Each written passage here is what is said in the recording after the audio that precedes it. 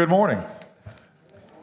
Welcome to our June 9th City Council workshop and regular meeting. As a reminder, please turn your cell phones down.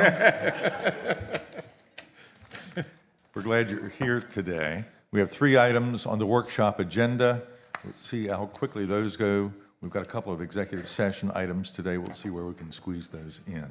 Starting off the workshop here this morning, we have an Emerge update from Jenny Halstead, who's the Executive Director of Emerge. Is Jenny here this morning?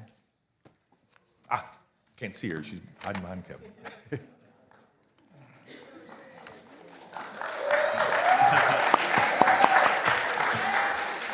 Way too unexpected and uncomfortable.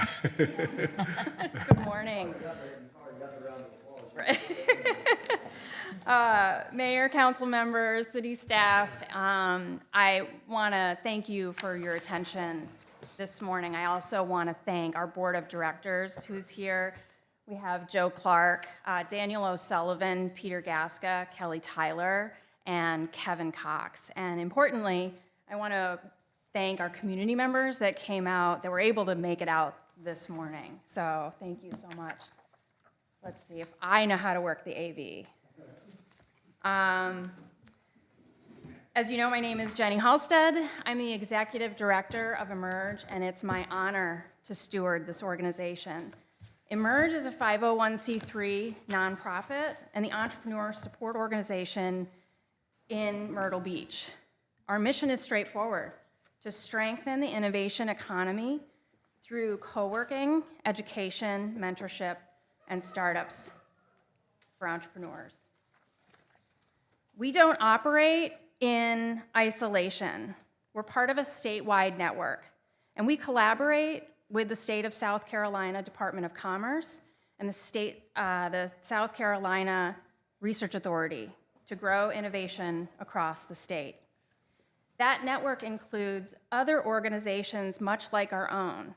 That's going to be NextGen in Greenville, the Boyd Innovation Center in Columbia, and the Harbor Entrepreneur Center in Charleston, just to name a few. Emerge is our region's seat at the table. In May, we opened nearly 5,000 square feet of expanded space. It went straight to work, and it has already been reaching capacity. Every meeting room is in continuous use since we opened. Events, workshops, guest users coming in to use that space. In 2024, there were 5 offices, 7 dedicated desks, 2 meeting rooms, and about 12 open desk spaces. Today, we have 11 offices, 7 dedicated desks, all of which are occupied by startups. There are also 6 meeting spaces now, and 50 open desks available for community use. Innovation has an address in Myrtle Beach, and that's the HTC Aspire Hub. In 2024, there were roughly 30 member organizations. As of today, we have 66 organizations who are active members of Emerge. That's representing over 100 individuals. Our members show up in every way that matters. As founders building companies, as mentors giving their time to someone early in their journey, as community champions who believe in what this region can become. As of Friday, we welcomed 57 day pass visitors this year. These are residents who needed a professional place for the day, but they're also visitors who found themselves needing a place to work while they were on vacation. But our members and visitors aren't just in the building. They're coming downtown, they're dining in the restaurants, they're shopping, they're attending neighborhood events. They're helping that area feel more vibrant. There is real innovation happening in Myrtle Beach. Technologies in health, mental health, real estate, creative design, hospitality, and government. hardware and software being developed every day right here. Programming has also dramatically increased. Since January, we've hosted 63 workshops and events with over close to 1,000 participants. That number is already close to doubling all of last year's participation. These are not networking happy hours. These are trainings, working sessions, panels, and demos. The kind of programming that advances our mission. For example, 1 Million Cups is a national program developed by the Kauffman Foundation. We are the Myrtle Beach chapter. Every Wednesday, founders stand up, present their early stage business, and get real feedback from a broad community. Since we launched in September of last year, we've hosted nearly 40 sessions, filling the room every week. People drive from across Horry and Georgetown counties to be a part of that room. You are all invited to come in and experience what that's like.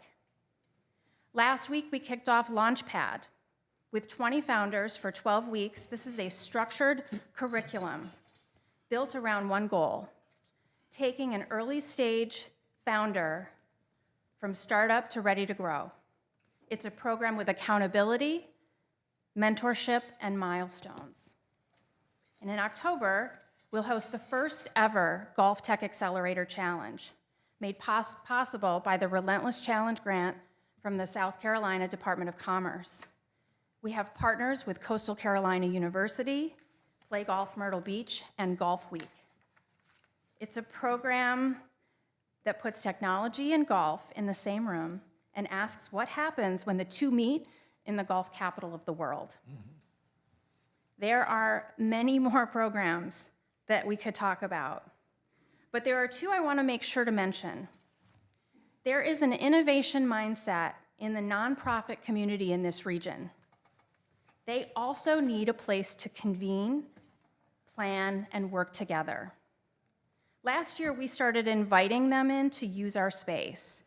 This year, we've given nonprofits over 100 hours of meeting room time at no cost. That will continue. We also have interns across multiple organizations inside of Emerge right now, including students from Coastal Carolina University and Clemson. Young people working with real companies, choosing to do their internships here. We are intentional about both. The next generation of talent in this region is getting connected to what's being built here. At this time, it's my privilege to invite to the podium Kevin Cox, Manager of Strategic Accounts for HTC and member of the Emerge Board of Directors.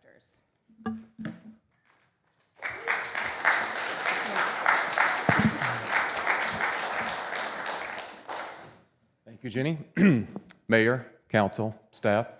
As Jenny mentioned, I'm Kevin Cox with HTC, also serve on the board for Emerge. And it's an honor to be here with you today to be a part of this presentation. HTC is very excited about the partnership that we have with the city, to have an opportunity to be in this space. But I want to speak today really and focus on what Jenny just talked about and highlight some more about that.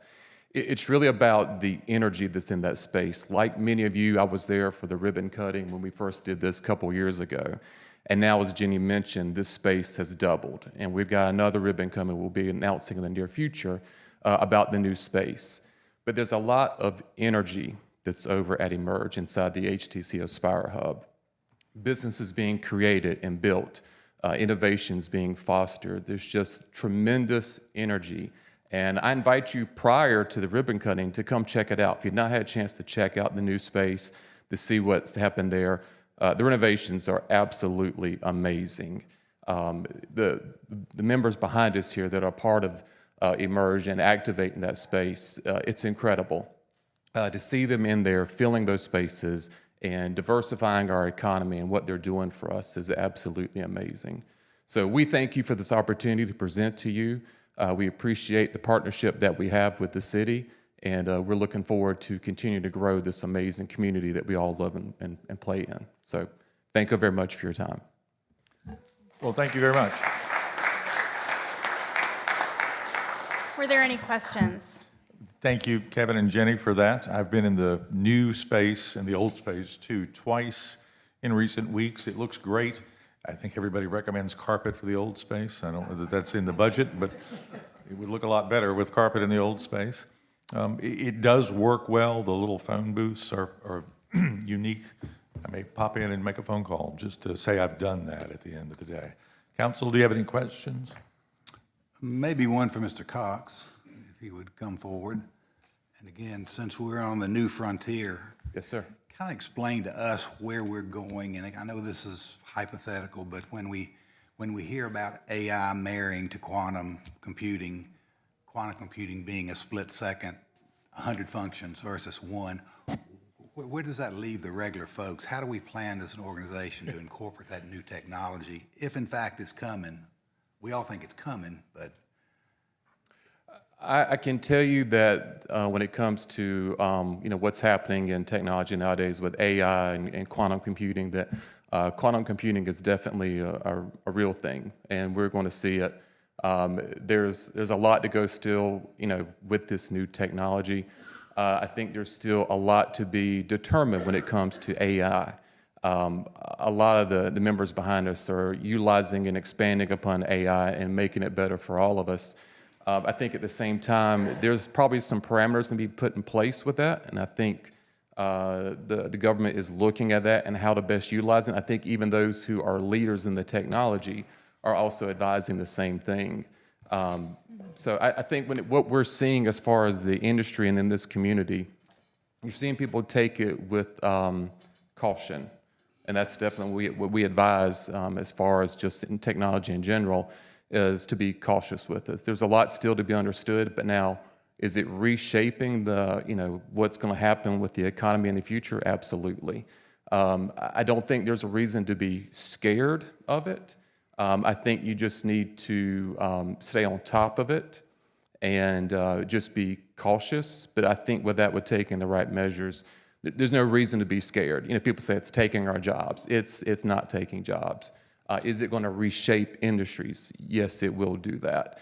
It will also create new jobs at the same time. So AI is here. I mean, it's not that we can avoid it. Quantum computing is here. It's going to continue to grow even more. So what does that bring? I really wish I had a crystal ball and I could tell you, because we'd both be really, really rich right now. But I say that to say it's coming, it's here, and we just need to approach it with caution. pay attention. That's right. Thank you. I've got a question for Jenny.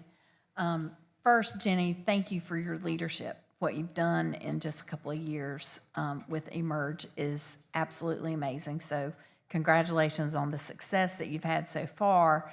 And I'm wondering if you could give us an example or some examples of some companies that have started in your space, but then they've grown too big and have had to move on, because clearly that is our goal as an incubator to help grow those companies and see them grow and stay in the Myrtle Beach area. I love that question. What we refer to that as is graduating. Yes. And we actually have a couple people here with us today. I would say TransPerfect is a fantastic example of an organization that started in Emerge. That division of the organization started in Emerge with a handful of people, and they graduated out, and they're still occupying space on that block, and it's important for them to stay connected to this community. Jenny's been there about 2 years. The door is open if you go by Emerge, and you can go check it out yourself, visit in person, and I encourage folks to do that. Thank you. Thank you so much. Thank you. Thank you.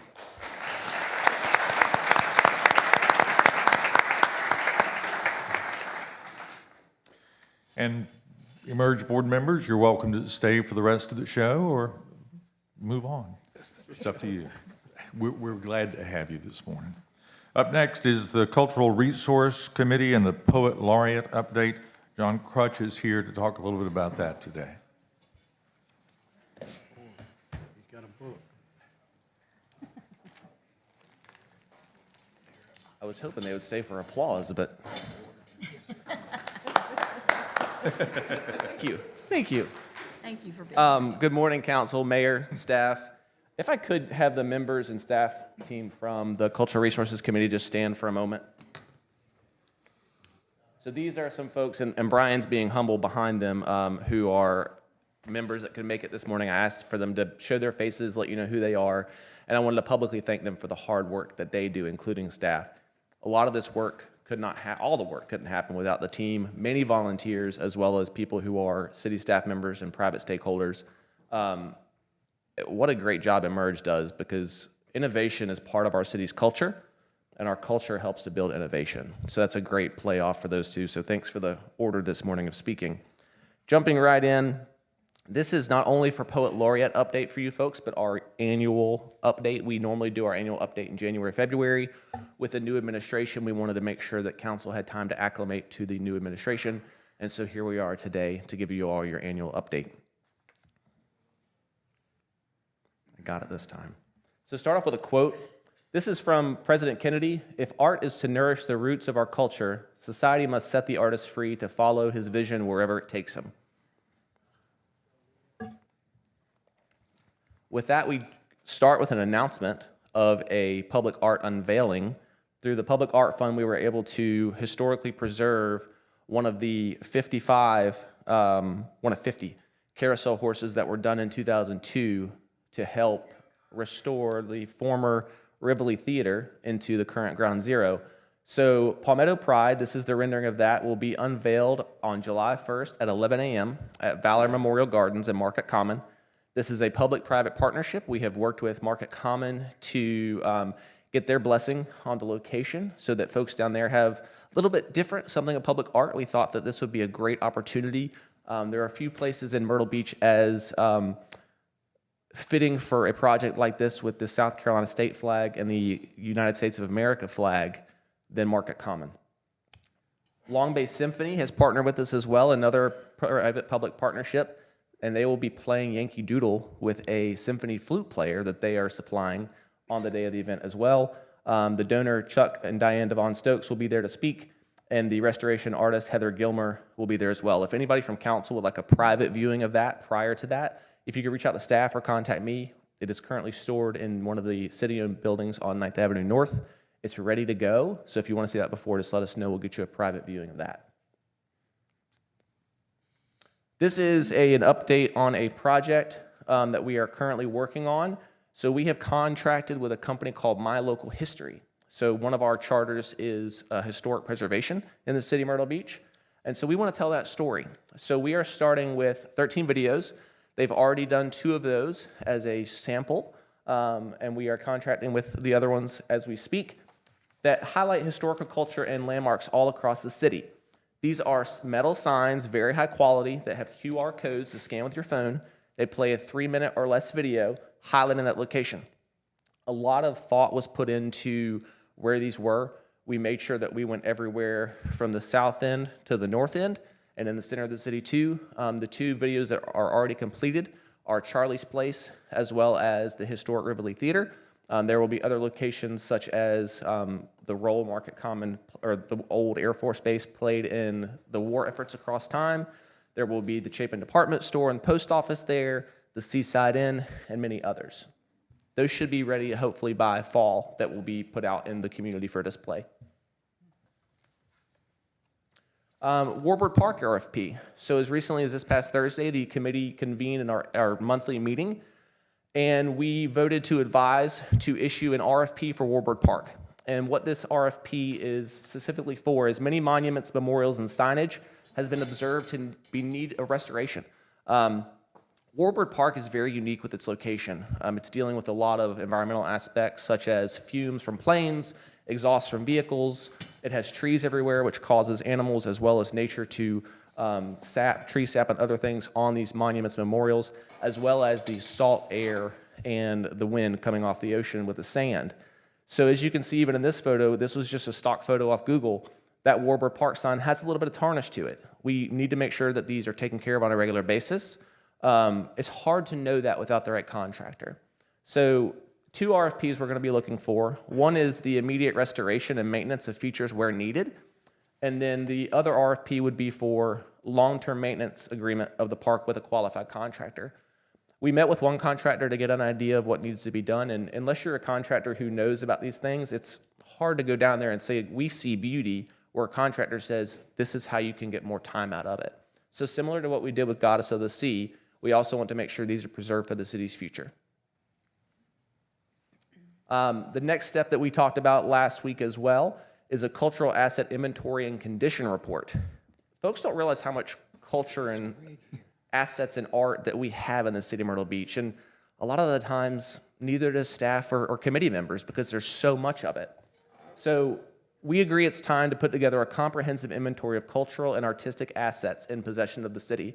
Anything from the war memorabilia in the General Reed Center down in Market Common to the sports memorabilia at Pepper Gettings and beyond. CRC is also advising to hire a contractor as a partner to, at the same time, create a comprehensive condition report with maintenance recommendations so that we have a guidebook for staff going forward of what does this stuff require, what do these assets require so that they can also be preserved for future generations. That will likely lead to an RFP in the next year for citywide maintenance. Artist registry. So we also voted we're a little busy as a committee. We like to get things done as much as possible. Staff does a really bang-up job on doing that. Artist registry, this will be an online portal open to the public. We are hoping to copy this idea from City of Greenville. City of Greenville does a better job than most in the state. They have the largest inventory of private and public art on display out for the public to see than any city in the state of South Carolina. So one of the things they do is they have an online portal open to the public that serves as a resource for the public and private sector to have a database of artists. So whether you're a private individual looking for public art or for our purposes, the city, we have a pool of artists to choose from. This is just one tool. This isn't the only way we'll choose artists, but this is one tool so we have an ongoing database. Another thing we are currently working on that we'll be bringing to you soon is an Art in Public Places grant. There are several cities in the state as well as across the country that do grants for public art, whether they are through direct commission or through public-private partnerships, such as this one. So our goals for this grant are as follows: a 75-25 matching grant. So if they're up to $15,000. So for instance, if a piece of art costs 20, the city would put in 15, the private owner would put in 5. The private owner chooses the artist. They go through the whole process. CRC and CAB have the final say of saying, okay, this art's a great project. This is not just limited to murals.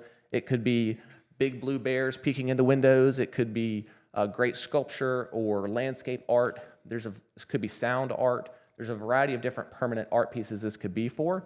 The goal is to have each of these art pieces on display for a minimum of 10 years so we can make sure that the dollars from the Public Art Fund are being used in a great, transparent way. Our recommendation is going to be a direct pay to the artists, so we're working through some of the process on that. We heard what you folks were looking for a couple months ago on the facade grant. There was an interest in doing direct payment versus reimbursement, so these individuals and small businesses don't have to come as much out of their own pocket when we're going to be repaying it anyway, so that we can put an influx into the art community in Myrtle Beach. Tenants and building owners eligible citywide, not any specific district. This would be a citywide art initiative from north to south, east to west, and can be combined with other grants. So if that facade grant that you folks are working on, if they come to us and say, we want art or we want a mural, but their wall's in bad condition, then we say, why don't you start with a facade grant, improve your building, then come back to us and use ours too so we can make your building the better for everybody. Now, the moment a lot of folks on here have been waiting for, the Poet Laureate selection process. So this is a timeline that I'll read out because I know some of the colors on this screen are a bit hard to read, but I think you folks have a handout as well. So we started this process in May, so I went backwards in our timeline. We got word in mid to late April that council wanted to move forward with the poet selection. So in May, the first meeting, we discussed the process. Many members of the committee expressed desire for multiple changes to the contract and the process, so we sent it back to staff with those recommendations that I'll go over at the end of this slide. On June 4th, We had a final vote by the committee, so last Thursday, with recommendations for contract revisions to the position. June 15th, so next Monday, is our hope that city attorney will have those changes in that contract ready for us to go to the public. We want to then have it open for 45 days. We reduced it. Originally, we were going to have it open for 60, so we could have a really great talent pool for you folks to choose from. We reduced it to 45, so we could make sure that we had an abbreviated but thorough process. July 31st at 6 p.m. will be when applications close. August 4th, a few days later, staff will send out a blind group of applications, which we'll get to in a minute as well, to the smaller than the full committee that will sift through those to see who followed the instructions, who's qualified, things like that. August 25th, we are going to have a special meeting that will be for specifically and only for candidate interviews and poetry reading. And then that way for September, you folks will be ready for your final vote should you choose to be ready at that time. On the changes, the few changes that we do have that we're recommending to city attorney and to city council so that we can be ready for next Monday, high level but small changes, going from a 2-year position to a 3-year position. Looking at the positions in the city with appointments, most of the positions in the city are 3-year appointments. Beyond that, the biggest challenge we had in the first poet laureate time, one of them was the timeline. By the time someone gets into their position, figures out their brand of what they want to be as a poet laureate, get the name out there, all of a sudden you're a year into the term. So really they only have a year to get running. We thought it would be better for the city to get benefit out of this position if we brought it in line with the other positions that the city appoints and make sure that folks can be thorough with what they're doing. So that was point number one. Point number two was taking the annual stipend. Initially, the annual stipend was $2,000 per year. That helps the poet cover expenses if they're going to events and paying for gas and all these things. Obviously, costs are really crazy right now. Taking that stipend from $2,000 to $4,000 per year, there was a lot of work that the poet did in the first poet laureate. So we want to make sure that the standard is set, that you have the ability and the resources to do it. The expectation is high to represent the city of Myrtle Beach. We also added short language so that they can, the initial language of the contract said that they were only doing poems. Poet laureates historically do other types of literary art as well, whether it's short story workshops, etc. So we made sure to add that language that some of their workshops that they're required to do can feature other literary types of work versus just poetry. And that was just, other points were just clarification in the contract. So just small changes that we think will strengthen the position. We made it to where this position would be solicited starting the 15th so that everything could be strong. And we want to make sure that the contract itself is posted with the position. There's no negotiation on this contract. The first contract had a lot of negotiation back and forth. This is, here's your contract. If you apply for this position, this is what you're agreeing to up front. So it protects the city, protects the poet. And then the blind process, we wanted to make sure the process was fair to everybody. So when we do this process, I got this idea from a business mentor of mine. We're blacking out names and addresses on applications. It'll show the city and the zip code. Staff will look at it to make sure that they're qualified based on their location to be an applicant. But when it gets to the committee, the name and the street, so that we don't know neighborhoods, we don't know names, those are blacked out. We want to pick a poet laureate for you folks to recommend based on what their qualifications are and what their talent is. So by the time they get to interviews and readings, that's when we'll know who they are. We will know all their information professionally before that, but we don't need to know names and we don't need to know what street they're on. That's not important for us. So that's that. I'll take questions on that once we get through the end and all the rest of them. This is the last slide. If we are to preserve culture, we must continue to create it. That's just a reminder. You folks are doing an amazing job with the budget priorities and the past few years of really showing the efforts and culture that are being made in the city. That's an ongoing process. Culture doesn't stop just because we're in one place. It's an ongoing, forever process that will live on. And finally, just want to say today I'm grateful for all the great folks on this slide who make the Cultural Resources Committee turn every single day. And thank you all for the votes on the Public Art Fund and the budget this year, and the ongoing votes to make public art, historic preservation, and community appearance better in the city. And I will take questions. Great, thank you, John. That was thorough. I do have a couple of questions. It wasn't everything, but I wanted to make it short for you. I'm sure it wasn't. I do have a couple of questions. I'll work in reverse. On the Poet Laureate contract, how was that approved by City Council in the first place? And I think City Council would like to see it before we assume it's final. Agree. Was it approved by resolution? And then there's a minor funding issue. I think we can cover the extra $2,000. That shouldn't be a big deal at the end of the day. And we already have a plan for that. So if I may answer the question about the money Okay. piece. So the money piece, nothing extra that we need. So we already have, originally we had a $2,000 stipend for the Poet Laureate. We had a $2,000 stipend specifically for a project the Poet Laureate had to create. We already have projects, the Poet Laureate's already doing a ton of work. We didn't see a need to do a specific project that costs a certain amount of money or to bind them into a certain amount of money. So we took that $2,000 from that poet that project that was required, and we decided, we recommended to loop that in to make it one stipend versus doing two.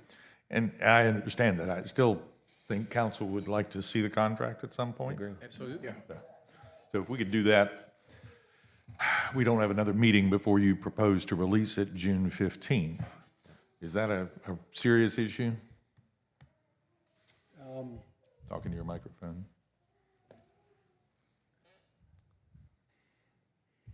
We'll come back to you. I can share it.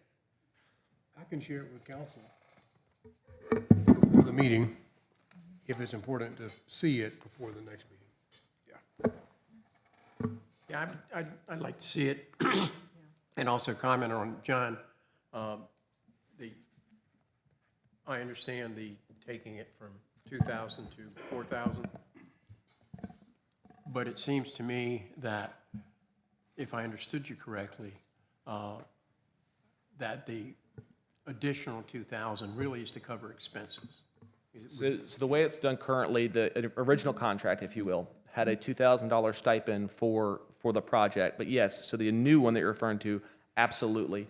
We see that since 2000, goodness, Dr. Render, 2020 and 2023 was when we originally put that position into place. I know it was very important to Dr. Render at the time and all of council, but I knew his memory is better than mine a lot of the time. So expenses have gone up exorbitantly since then. We thought it very important that whoever we're asking to do this position, we think that the original Poet Laureate was able to put so much work into the position because they didn't have to worry about, could they afford gas for their vehicle? Well, for consideration to council, what I would like to see is the $2,000 stipends for the Poet Laureate, and then the other $2,000 be reimbursed when they turn in their expenses, rather than just saying, okay, here's $2,000, go do whatever you want to do with it. I'd like to see it done on an expense basis so that we can really control it and understand what we're getting for the money. But again, that's going to be up to council. Not to put words into the committee's mind, I think you're viewing that as an honoraria or honorarium in return for the services provided. Yes. $4,000 for a part-time job when we have expectations of them may not be out of line. Right. I think you're right on that. I think the only potential drawback to doing an expense way is the time. It will take staff more time, and staff's working on a lot. So that will add much more time to have to track those $2,000 down for sure. Council, this is our opportunity apparently to provide some input. Do you have any input that you'd like to share? And then the 3-year term, while we're asking for input, how do you feel about the 3-year term? I'm okay with a 3-year term. I think it's a good idea. Yeah. As far as the, Because it aligns with all of our other boards, commissions, and everything else. You and everybody on the CRC, you're on a 3-year term, correct? Yes, sir. As are most committees in the city, as I recall.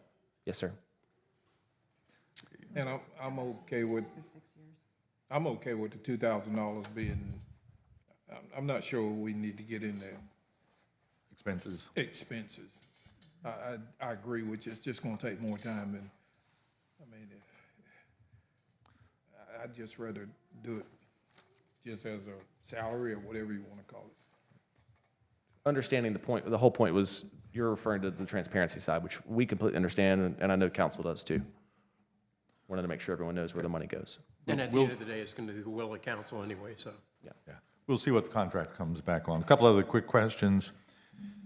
On the arts matching grant, if we do a grant, does the city end up owning the piece of art? Who owns the piece of art at the end of the day? So this is a public-private grant. So this would be up to the owner of the art, who would be the private owner, not the city, so that they're responsible for maintenance of the 10 years. So once we do the grant, city's hands off, other than making sure that the art remains accessible and in good shape as part of the grant agreement. So the building owner or building tenant owns the art, they maintain it. We are simply a grantor of funds. Of course, copyrights are still the property of the artist, as with any public art.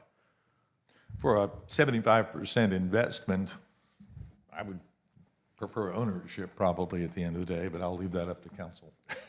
Yeah, I would agree I with would that. agree with that. The only feedback I know the committee will have, I'm thinking about trying to put my artist hat on, is if private dollars are going into it and then the city owns it, I don't know what the kickback from the private sector might be, because if the private sector is putting in, and then should the city maintain it versus if we're going to own something, should we maintain it then versus getting public art out there? Have that conversation if you would, please. Happy to. Yeah, we're not there yet, so Okay. happy to. Warburg Park.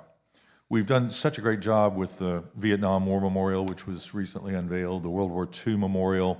There are some other memorials that private sectors, the Atomic Engineers Memorial looks great. Some of the early memorials that we did back when the planes were assembled and the park was being created are not up to the standards that we've set in the last 10 years. I would like, if we can, as part of this RFP process, to revisit the Missing Man Chair, there's a Merchant Marines Memorial. There are half a dozen probably that were from the early days that either that little pod needs to be greatly improved or we need to do something to make that look better if we can, to bring it up Absolutely. to a better standard. And Mayor, along those lines, and I don't know for Councilman Crutch or Michelle, appreciating the independence of the redevelopment authority, I was curious, is there any way to marry the maintenance program with assistance from that authority, following all the rules? Realizing full well they're an independent group. And it may be that the redevelopment authority can fund this work? That's what I've just said. The redevelopment authority has invested in Warburg Park in the past, and included in that last mediation agreement and the breakdown of what we were going to use for Warburg Park was also some funding for maintenance there as well. So there has been participation. But hypothetically, speaking of the future, Council, y'all have anything? That's good. No questions? All right. Thank you. Mr. Mayor, before we let Mr. Crutch go, I might mess up his schedule, but if council wants me to share the contract in advance of the next meeting, I can do that. But if council wants to debate the terms, that needs to be done in a public Yes. meeting. So, And to be clear, the timeline, let me pull up that real quick for you folks. The timeline, we could very easily, we tried to shorten this as, we understand the urgency that some council folks have expressed to us about getting this position appointed. Our hope is that with the new term, that we could start the conversations and get this back on a January to December timeline versus doing the, splitting terms and things like that. So even with the vote, whether it's September or October, the committee would love to see this become an appointment start of January 1st, so the calendar is right. So we only did this timeline for you folks to make sure it's urgent for you, but we can push this back whenever you'd Yeah, I like. started to say, I think the solution is just to change the June 15th date to June 23rd or 24th or 25th, somewhere in that neighborhood. That'll give council a chance to look at the contract and weigh in on it, Yes, sir. and and probably approve it. Does council need to approve that? Was it approved originally, I think? Can't remember how we approved it. Yeah. I think it was. I think we did, yeah. did. I think so, too. Okay, thanks, John. Thanks, Of course. John. Thank you, folks. Good job. Thank you. Thank you. Have a great day.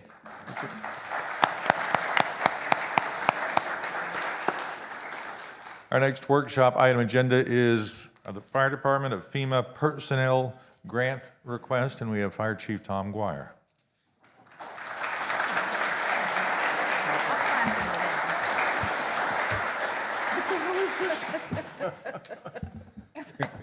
thank you. It's not necessary, but it's nice. Yes, Chief, I just couldn't leave you out. Good morning, everybody.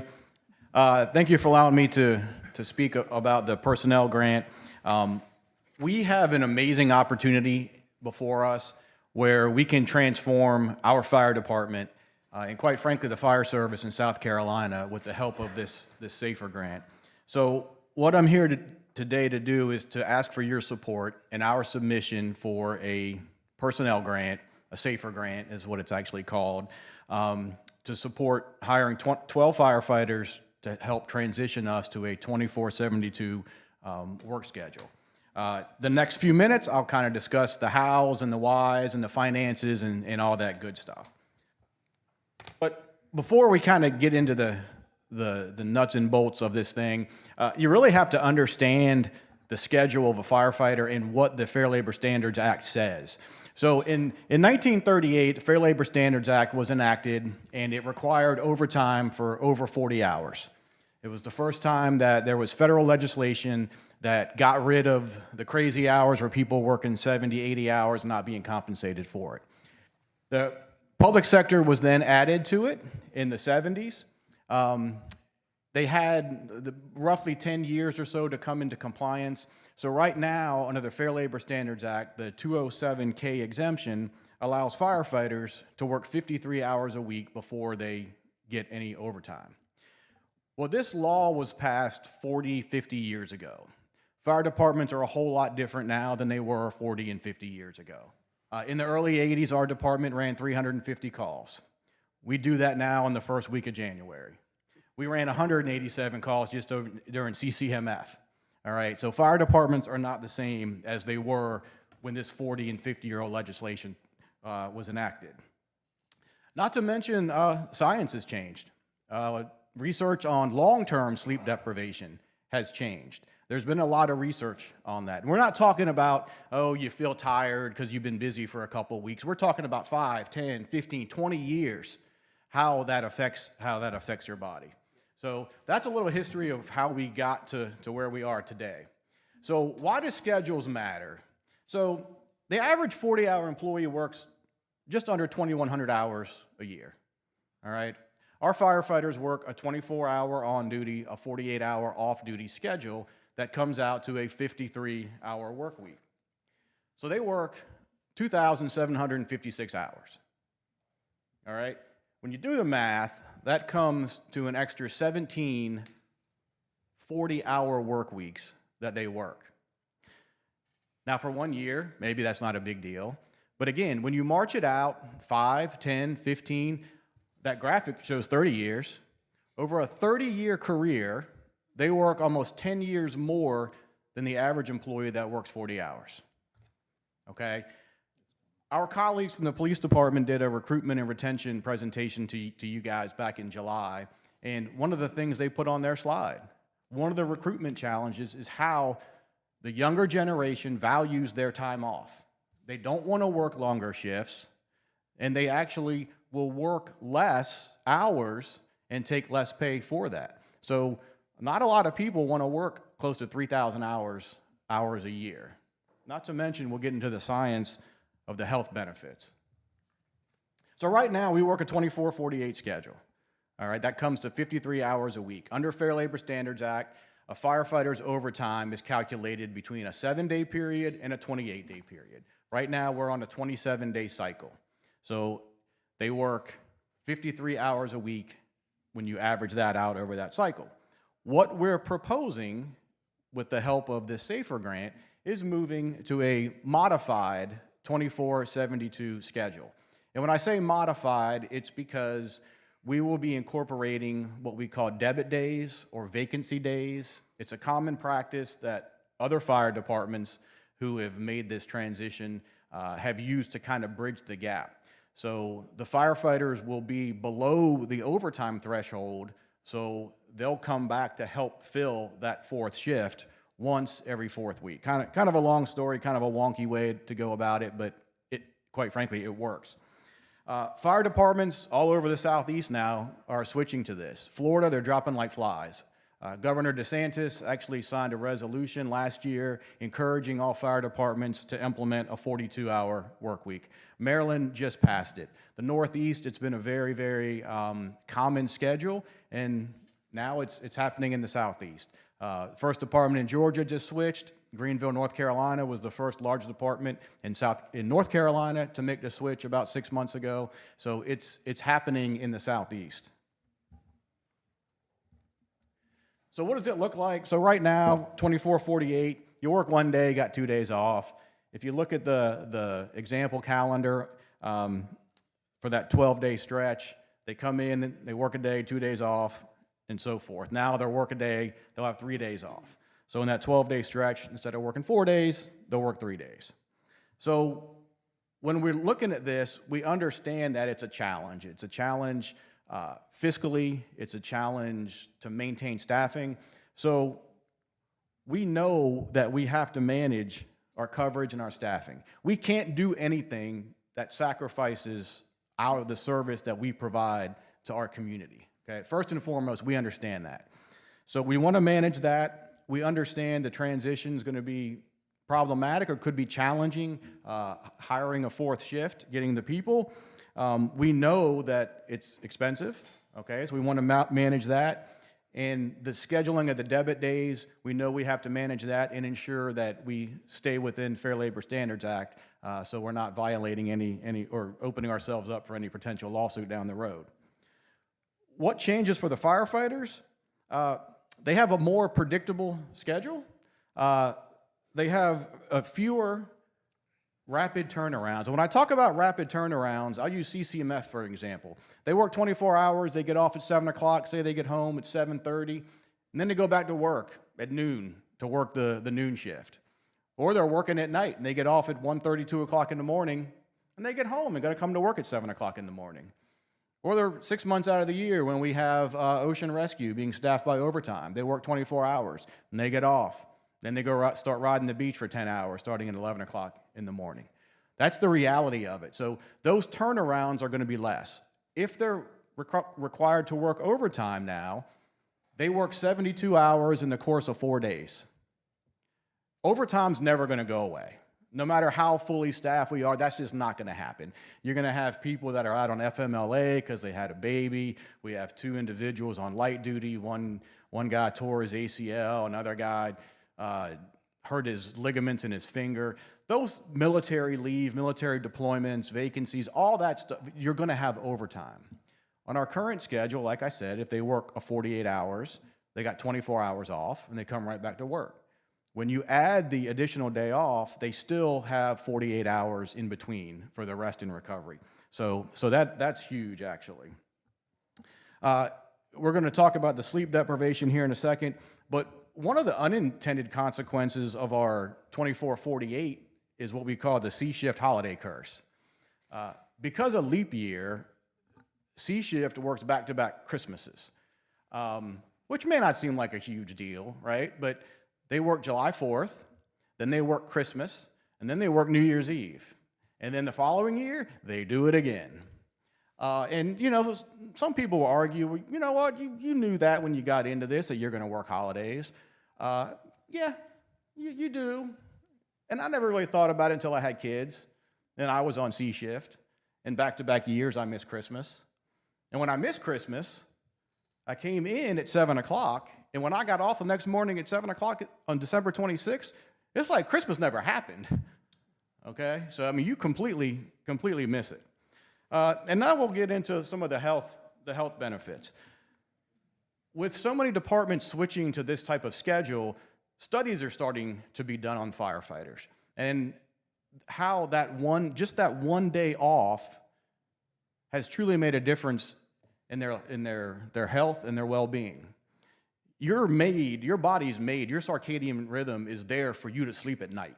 That's just how it works. Unlike cats who want to be up at night, we're supposed to sleep at night, okay? And just one incident at 2 o'clock in the morning, when you're dead asleep at 2 o'clock, when you should be in your deepest sleep, and you have to go to someone in a heart attack, and you go from 0 to 100, and you do your thing, right? You go, you treat the person, you take them to the hospital, you come back, you do a report, it's an hour later. You're not falling asleep exactly an hour later. You're laying in bed, you're hot, you're sweaty, you're not getting much sleep. The extra day off actually gives you that extra day of recovery, which has shown to be hugely beneficial. the health risks that we know about long-term sleep deprivation, and we're not talking about, oh, I've been busy for a month or so. We're talking about years and years. Those are all the health risks. We've been priding ourselves on the cancer reduction initiatives that we've been doing. We just had 101 of our employees go through a cancer screening a couple of weeks ago. We know that long-term sleep deprivation is a carcinogen, that it can lead to cancer, okay? So the wellness of our employees is huge when you look at adding the additional day off. Obviously, you have the long-term recovery because you have an additional day off. PTSD, the extra day off, again, has shown that the time away actually like flushes you mentally. Month ago, we had a mental health crisis with one of our employees, and we had to send that individual to Florida for treatment. We're continuing to see this stuff manifest repeatedly, and hopefully that extra day off will benefit our employees in the long term. Obviously, they're going to have more physical rest. They're going to be better prepared, better performance when they do their job. Much like a football player or an athlete, you have to have rest. You have to have recovery. You have to recharge your batteries. You just can't keep going and going and going without those breaks. So, the difficult part of this is the money, right? We got to hire a fourth shift. We got to mirror the leadership. We know that, and it's expensive. So if we went to a straight 24-hour on duty, 72-hour off duty, which would be a 42-hour work week, that's what it would need. We'd need 32 firefighters at the cost of about $2.7 million a year. And if we made the grant request for the full 32 firefighters, in year 1, year 2, and year 3, you see what the city is responsible for.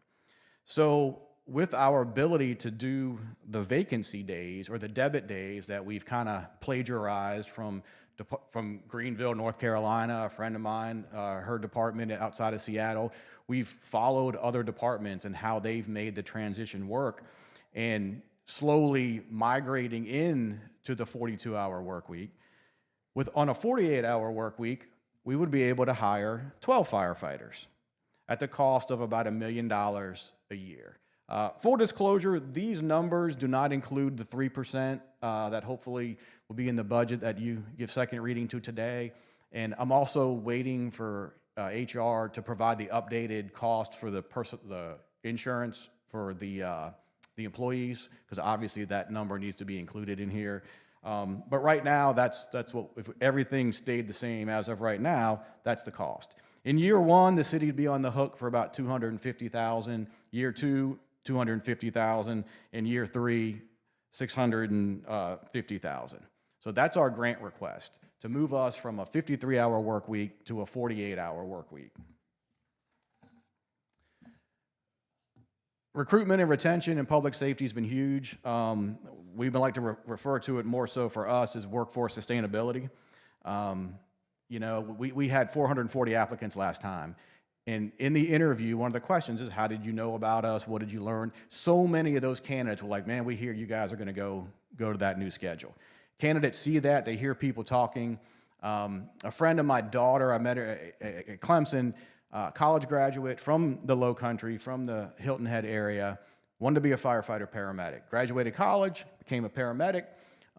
He was looking for jobs. So I hit him up. Hey, why don't you come up to the beach, No, I don't think I want to do that. I want to go somewhere that works the 24/72. He works for Pasco County, Florida now on a 24/72 schedule. So employees, candidates are looking for that. What current members see, hopefully just, again, a long-term health and wellness benefits. From the city standpoint, you're going to have well-rested, healthier firefighters. Hopefully insurance claims, workers' comp claims will go down. Hopefully we'll be able to retain people in the long term, so we're spending less money on hiring, onboarding, training, and all that stuff. I can share with you that this is truly would be transformational for our fire department, but also for South Carolina. I meet with the largest department chiefs every quarter, and we talk about it, and everyone's keeping their fingers crossed, and they're looking at us. because they've heard the comments and they've heard the vision that we have to move forward. So what are we looking for? Step one, we analyzed a cost-effective staffing model. Step two, the manager was in favor of this. Step three would be approval on a motion to submit and accept the grant, which I think will be on the agenda in 2 weeks. Step four, fingers crossed, would be that they award the grant and we accept it and we move forward. No, I was trying to get through this quickly for you. As always, thank you for your support, thank you for your time, and I'd be happy to answer any questions that you may have. Chief, let me just say this, that I'm 100% in support of this. As y'all, some of you know, my son worked at Myrtle Beach Fire Department for about 12 years. And one of the things we used to always talk about, he says, you know, you work a 24-hour shift and you think you're going to work 8 hours, and then you got the rest of the evening to hang out, and then you're going to go to sleep and sleep till about time to get up and get everything ready to go home. He said, but it doesn't work that way at all. Most of his time with the fire department, he worked either I think it was Fire Station 1. Mm-hmm. I remember him being downtown, yeah. 3, and which both of those are very busy fire departments, and the fact that there was unbelievably nights that there was no such thing as any sleep at all, because it was constant 24 hours of running calls. So I get that very much, and I experience sleep deprivation now, even after I've been retired from law enforcement for next month will be 27 years. But I will tell you that there are very few nights that I sleep all night long. And it's a result of having to wake up in the middle of the night to go do something. Yep. I understand it completely, 100% in support of this. Thank you. Chief, I think we're all in support of this. I don't know that anybody is not at this point. We're running out of workshop time here. After the 3-year grant runs, the total cost to the city, not including inflation, is going to be just north of $1 million a year. Yeah. For 12 additional Yeah, I mean, folks. if the cost of living continue to happen every year, sure, there's going to be that increase. So, Okay. anybody else? Well, I mean, Go for it. We do need to do this.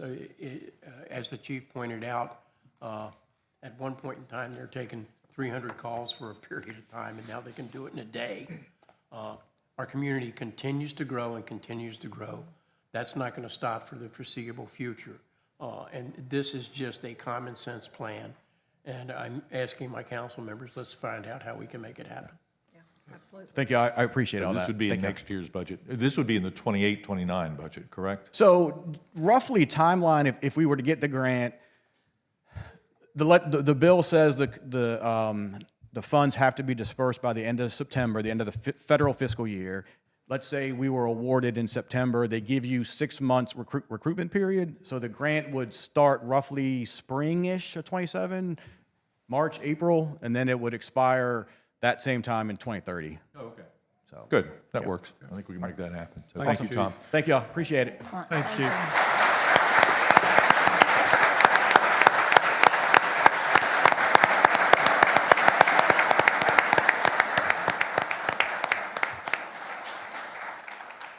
It's 9:59. Let's take a 3-minute break and we'll start at 10:02. How's that? Okay. Good morning.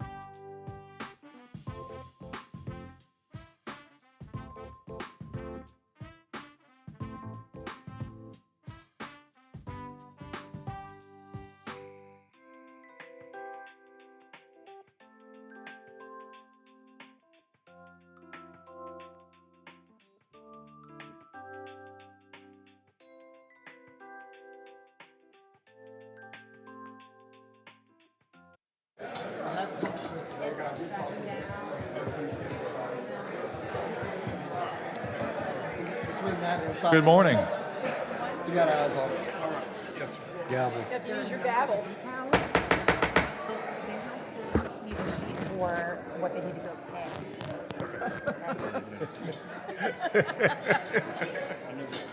Good morning, please.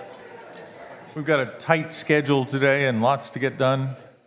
Thank you for being here this morning.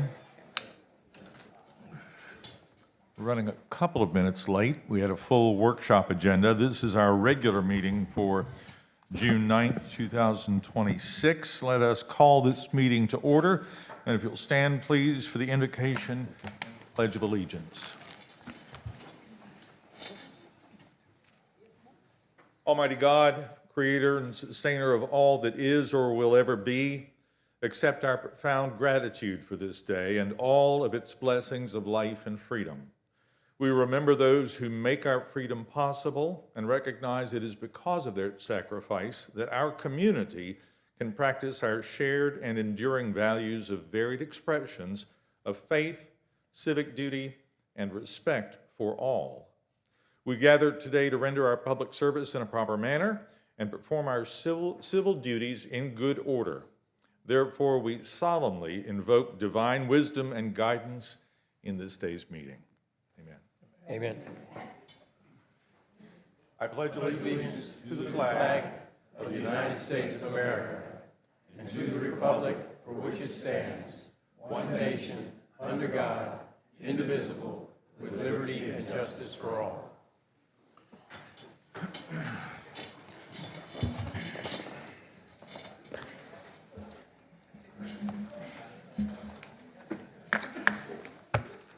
Again, good morning. Thank you for being here today. City Council, we have an agenda before us. Is there a motion to approve the agenda as presented? So move. Second. Mike and Jackie, please. Any comments from the City Council? Any comments from the public on the agenda? All those in favor of the agenda as presented, please say aye. Aye. Any opposed? We have the minutes from the May 26th City Council meeting. Have we had a chance to look at those? Yes. Is there a motion to approve the minutes as presented? So moved. Second. Debbie and Bill, please. All those in favor of the minutes, any comments from council? All those in favor of the minutes as presented, please say aye. Aye. Aye. Thank you very much. Public requests, presentations, awards, and memorials. We're recognizing a lot of our young folks today, so that's great. Let's begin with a proclamation recognizing Aaliyah Livingston, 2026 state champion in the girls' high jump. Meredith?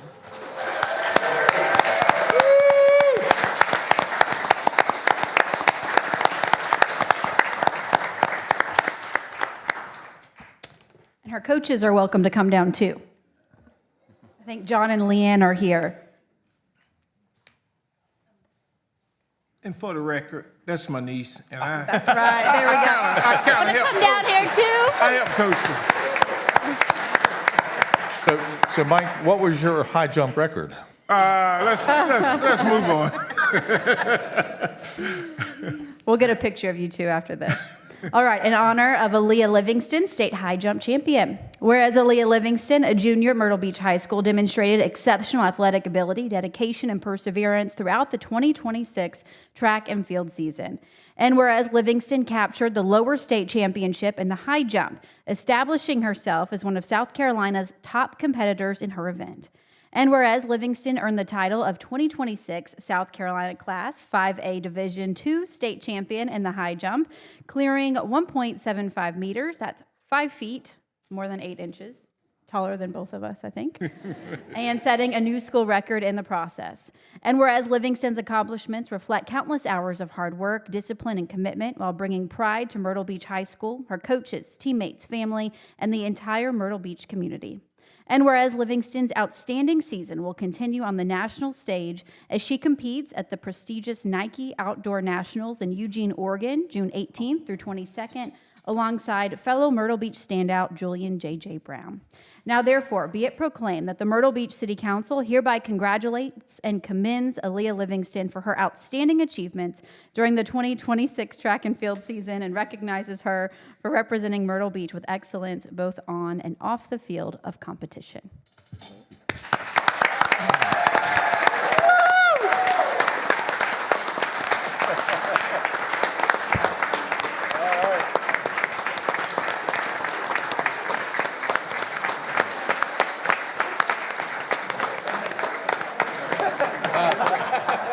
Thank you.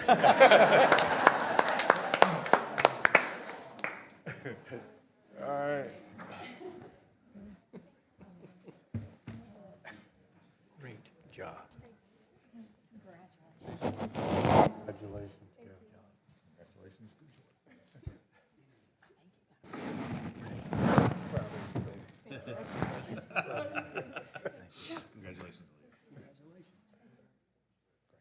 Thank you.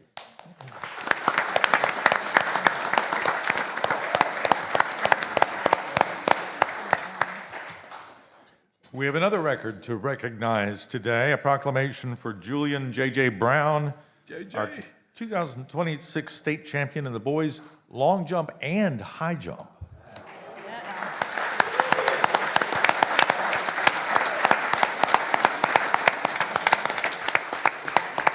In honor of Julian J.J. Brown, #1 high jumper in the U.S. Whereas Julian...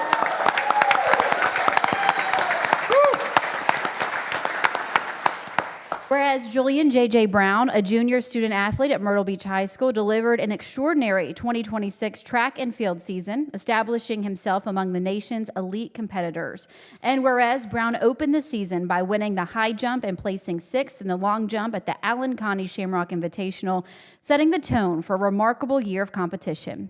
And whereas Brown earned national recognition as the #1 ranked high jumper in the United States after clearing 2.24 meters, that is 7 feet, more than 4 inches, to win the 20th Beach Run Invitational, where he also captured first place in the long jump and was named Outstanding Boys Field Event Athlete of the Meet.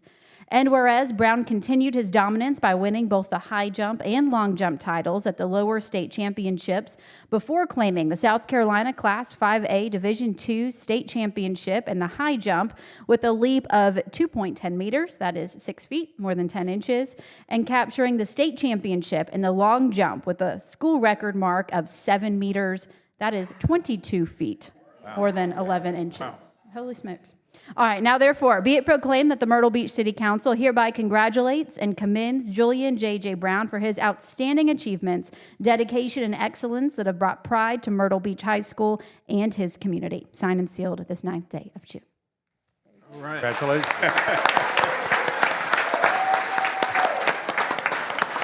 Thank you.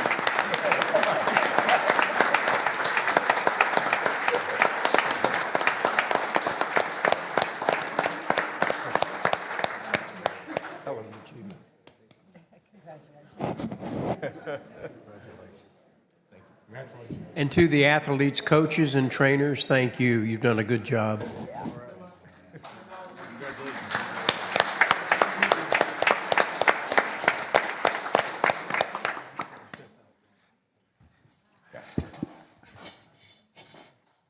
You realize that if you continue this national recognition, you will have to answer questions from the media and say something at some point. So, might start practicing that now, both of you. So. Their coaches say they are the happiest, talkative people, most talkative on the team. So. Oh, all right. Good, good. All right, continuing our streak of recognizing young Myrtle Beach High School folks, let's do the 2026 state champion boys tennis team, please.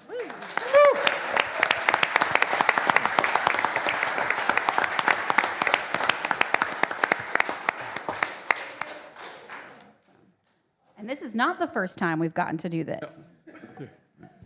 There's a pattern for this one. Yes. Congratulations, guys. Whoops, sorry. In honor of the Myrtle Beach High School boys tennis team 2026 state champs.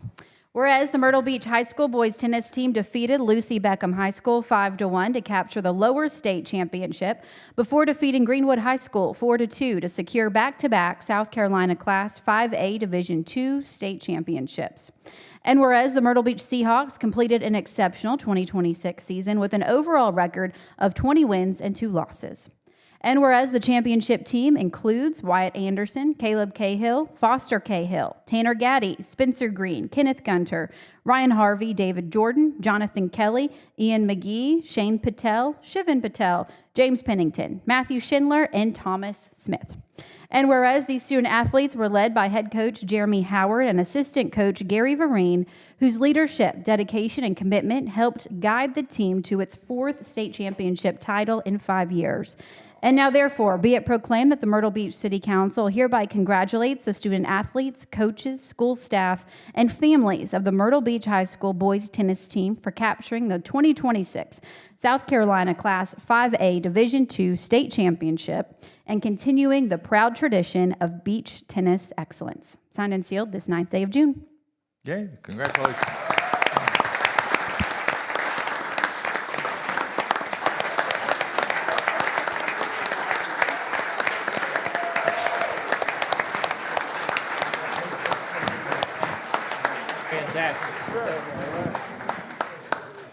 Congratulations.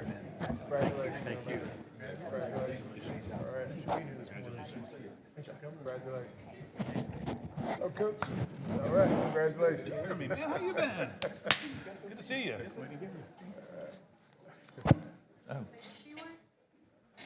Please.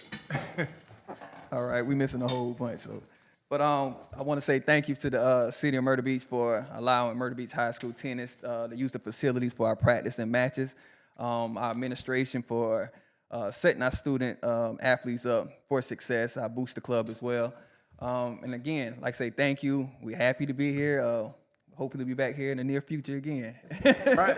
All right, thank you. Thank you. Thank you.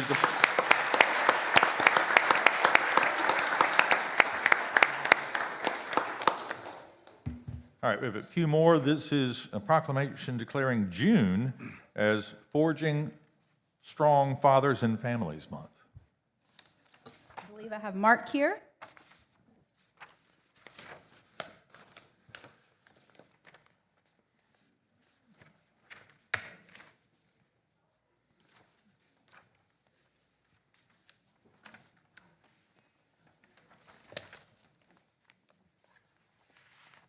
All right, Forging Strong Fathers and Families Month, June 2026. Whereas fathers play a vital role in building strong families by providing love, guidance, and support that help shape the character and future of their children.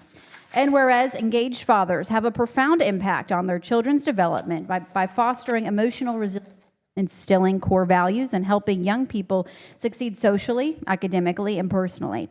And whereas the South Carolina Center for Fathers and Families, established in 2002, serves thousands of fathers and children each year, and through partnerships with the South Carolina Department of Social Services and other public and private organizations, now operates 15 hub locations serving all 46 counties of South Carolina.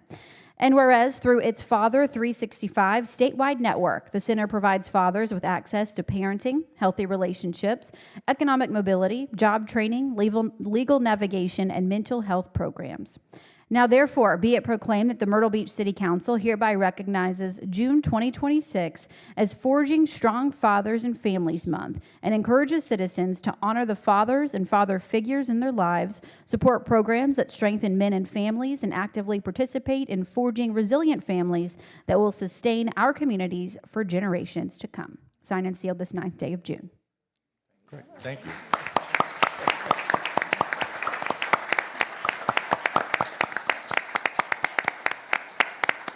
Thank you all so much for this honor. Again, my name is Mark Hines. I'm the Director of Community Engagement for the South Carolina Center for Fathers and Families. But more importantly, here in this community, fathers are served by a program called, or an organization called A Father's Place.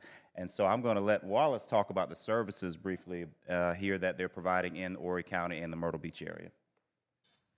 I have the best job in the world. I get to inspire responsible fatherhood so that children, families, and communities can thrive. I want to thank the council for all of your support and investment in this work over the years, because when we have strong dads, everything is better. So we just provide an array of services to help fathers get and stay actively involved in the lives of their children. We also have a reality check program working with young men in the high schools, helping them make better decisions, getting on a career path. We believe that that contributes to responsible fatherhood, helping these young men be better prepared for fatherhood, hopefully delaying it until they're married and have a stable relationship, giving them those resources and services. So we are the advocates for this entire community, for this entire region. We're advocating on behalf of dads. Dads make a difference in the lives of children, right? Yes. Oh, I can't hear you. Dads make a difference in the lives of children. Yes. Right. Let's support fathers. Thank you so very much. Yes, sir. Thank you, Wallace. Thank you, Wallace.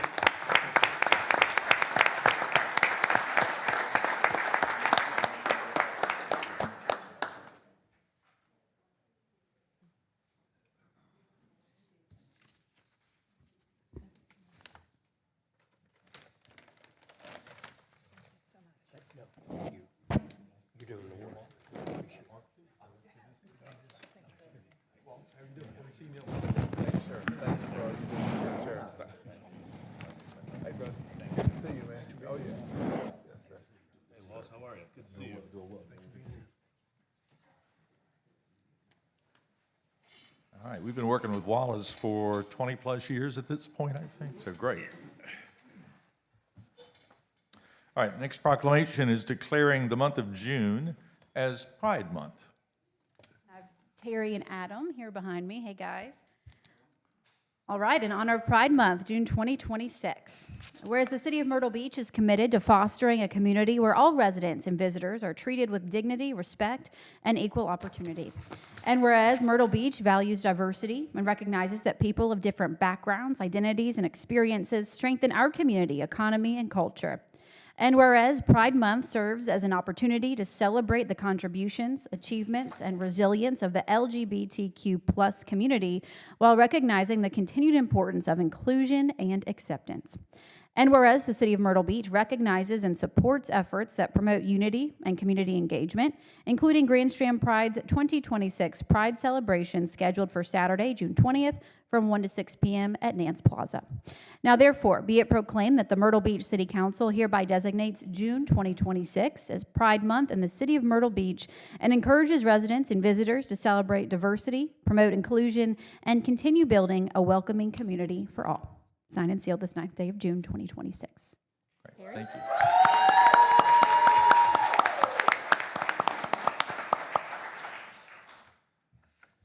Good morning, Mayor and Council. I'm Good morning. Terry Livingston, a city resident, chairman of the city's Human Rights Commission, and also co-founder of Grand Strand Pride. And joining me is Adam Hayes, representing the Human Rights Commission and Grand Strand Pride as well. On behalf of the Myrtle Beach area LGBTQ+ community, thank you for this month's Pride Month proclamation. It means so much to see our city publicly affirm that LGBTQ+ people should be treated with dignity, respect, and equal opportunity. We are grateful for your support and partnership. I invite you all to join Grand Strand Pride in celebrating Pride Month on Saturday afternoon, June 20th from 1 to 6 at Nance Plaza. This year's theme is We Are Grand Strand. The celebration will feature live entertainment, music, advocacy, exhibitors, and food and beverage, all to promote LGBTQ+ inclusion. Again, we are grateful to you for helping make Myrtle Beach a community for all. Thank you. Thank you, Terry. Thank you.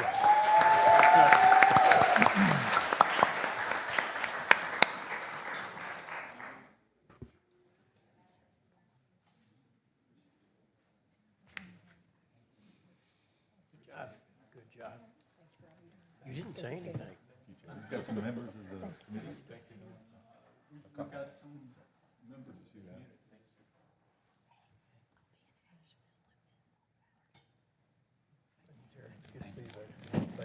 Appreciate all you do. Appreciate it. Yes, Good to sir. see you. Yes, sir. You too. Good to see you. Good to see you. Yeah, Adam.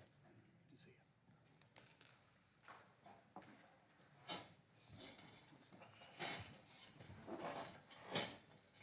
Thank you all. Our final proclamation of the morning is one declaring June 22 through 28 as Amateur Radio Week. Meredith? Yes, and we've done this one for many years, thanks to Todd here behind me, in honor of Amateur Radio Week, June 22nd through 28th of 2026. Whereas amateur radio operators are celebrating more than a century of connecting communities through the miracle of the human voice broadcast over the airwaves. And whereas the City of Myrtle Beach recognizes the valuable contributions of amateur radio operators, commonly known as hams, who volunteer their time and expertise during emergencies, public events, and natural disasters. And whereas these operators provide critical communication support when traditional systems fail, using their training, equipment, and knowledge to assist emergency response teams, the National Weather Service, and disaster relief organizations. And whereas the Grand Strand Amateur Radio Club and similar organizations across the country will participate in the annual Amateur Radio Relay League Field Day exercise, June 27th and 28th, 2026, with the theme, When All Else Fails, highlighting amateur radio's important role in emergency preparedness and communication resilience.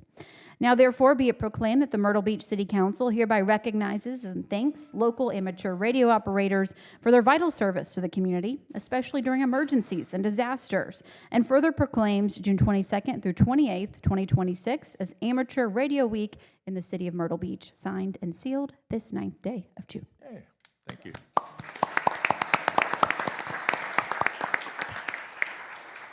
I want to take a moment to thank this commission for this award. I've proudly represented the Grand Strand Amateur Radio Club as president for the past several years, and you all have been very good about declaring this proclamation. I would also like to take a moment to thank one of the members of the fire department who has been involved in training. Scott Wishart was elected as the Emergency County Coordinator for Amateur Radio. And through his efforts of training in the fire department in 2025 and now into 2026, I believe we have raised our level of both training and professionalism. So I want to thank you again for that, and thank you very much. Great. Lovely. Thank you very much. Thank you.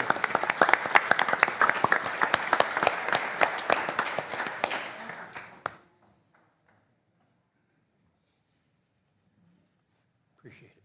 Sir. Thank you, sir.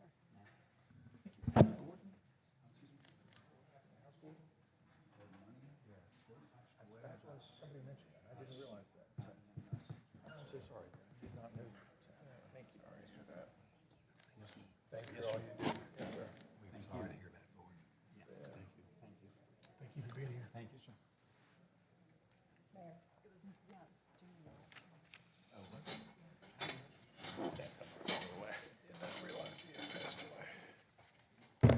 Thank you very much. Hurricane season is underway, June 1 through November 30th, and the amateur radio operators frequently come in handy, or a hammy, during the hurricane season. Up next, we have our Communications and Creative Services update, please.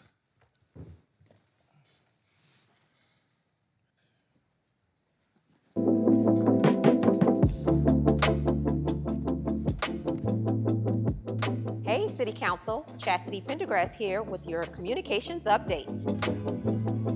Another CCMF has come and gone, thanks to all our hard-working crews who played an important role in making the festival a success.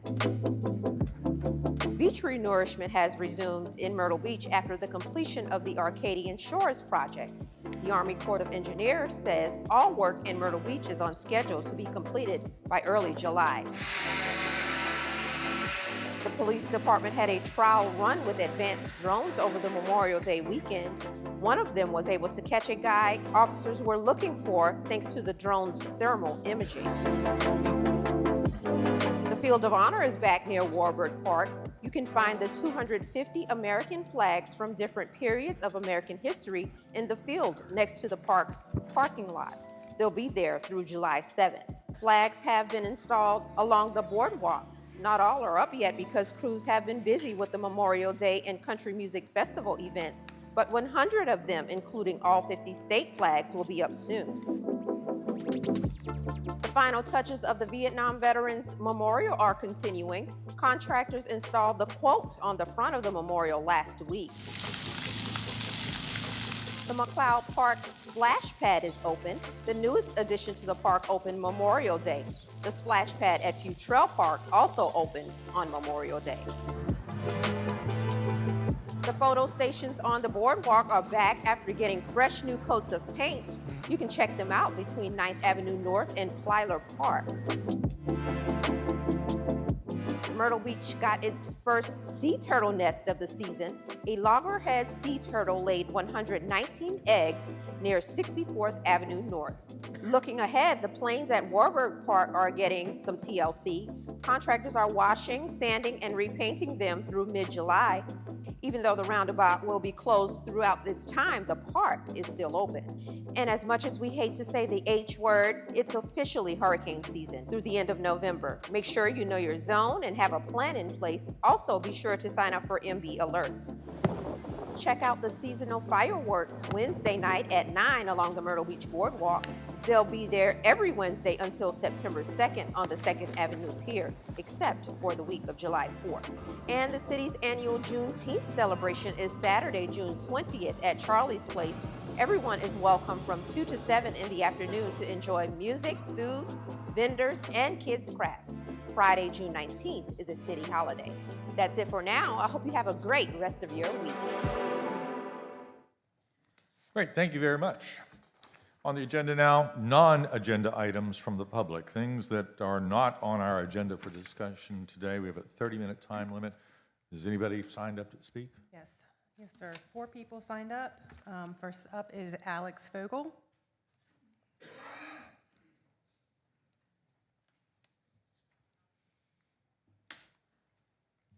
Good morning. Good morning. Morning. A little bit slower today because Saturday, when I was, my wife and I were walking to eat lunch at one of the local businesses we support on the boardwalk, I got collided by the bike. Well, it wasn't totally the biker's fault. I had to dodge the e-scooter that was heading towards me. So I just thought it might be a nice consideration for the council to possibly look into maybe an ordinance that restricted the use of bicycles on the boardwalk during the summertime between, say, like 10 a.m. and 5 p.m. Actually, the current ordinance says you can only use a bicycle on the boardwalk before 10 a.m. Correct. Somebody needs to check our website because the Beach Conditions and Law website currently says bicycles are allowed on the beach and boardwalk only between 10 a.m. and 5 p.m.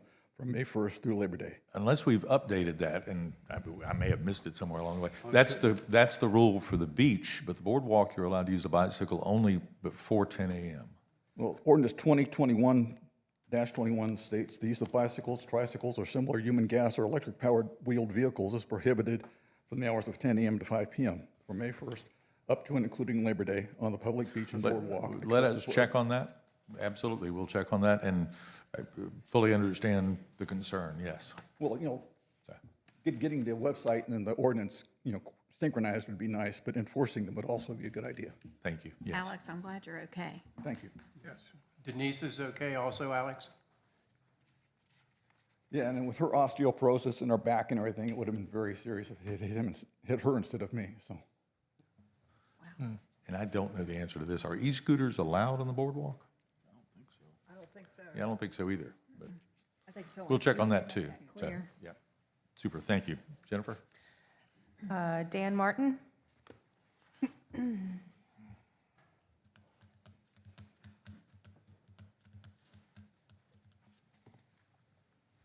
Good evening, Council. Good evening. Dan Martin. Do I need to state my address? You may, certainly, yes. 612 61st Avenue North, Myrtle Beach. Been around here like 18 years. And I want to talk about the Country Music Festival. And had a lot of problems with trying to help people with disabilities to get to it.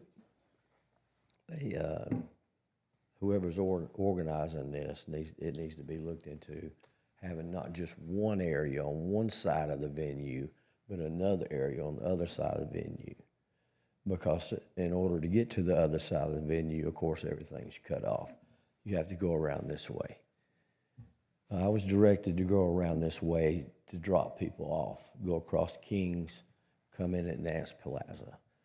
I got there and the lady, the little blonde lady, the safety lady that was in that area, they told me to come talk to her. I talked to Chastity at your office and got two officers, E-D-D-Y, police officer, explained it very well. They instructed me to do that. I did that, and at that point, this lady said, I can't do that. You only come in one way, and you had to go off on 17 business, which the cart that I was on with a tag is not allowed on that road. I know it's 25 through there, but it's a 45-mile-an-hour road, so I was not allowed. So I did not have any way to get people to the other side that had to go there.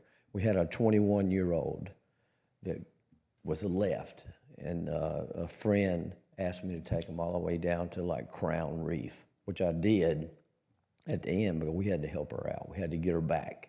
Her mom was coming from Columbia.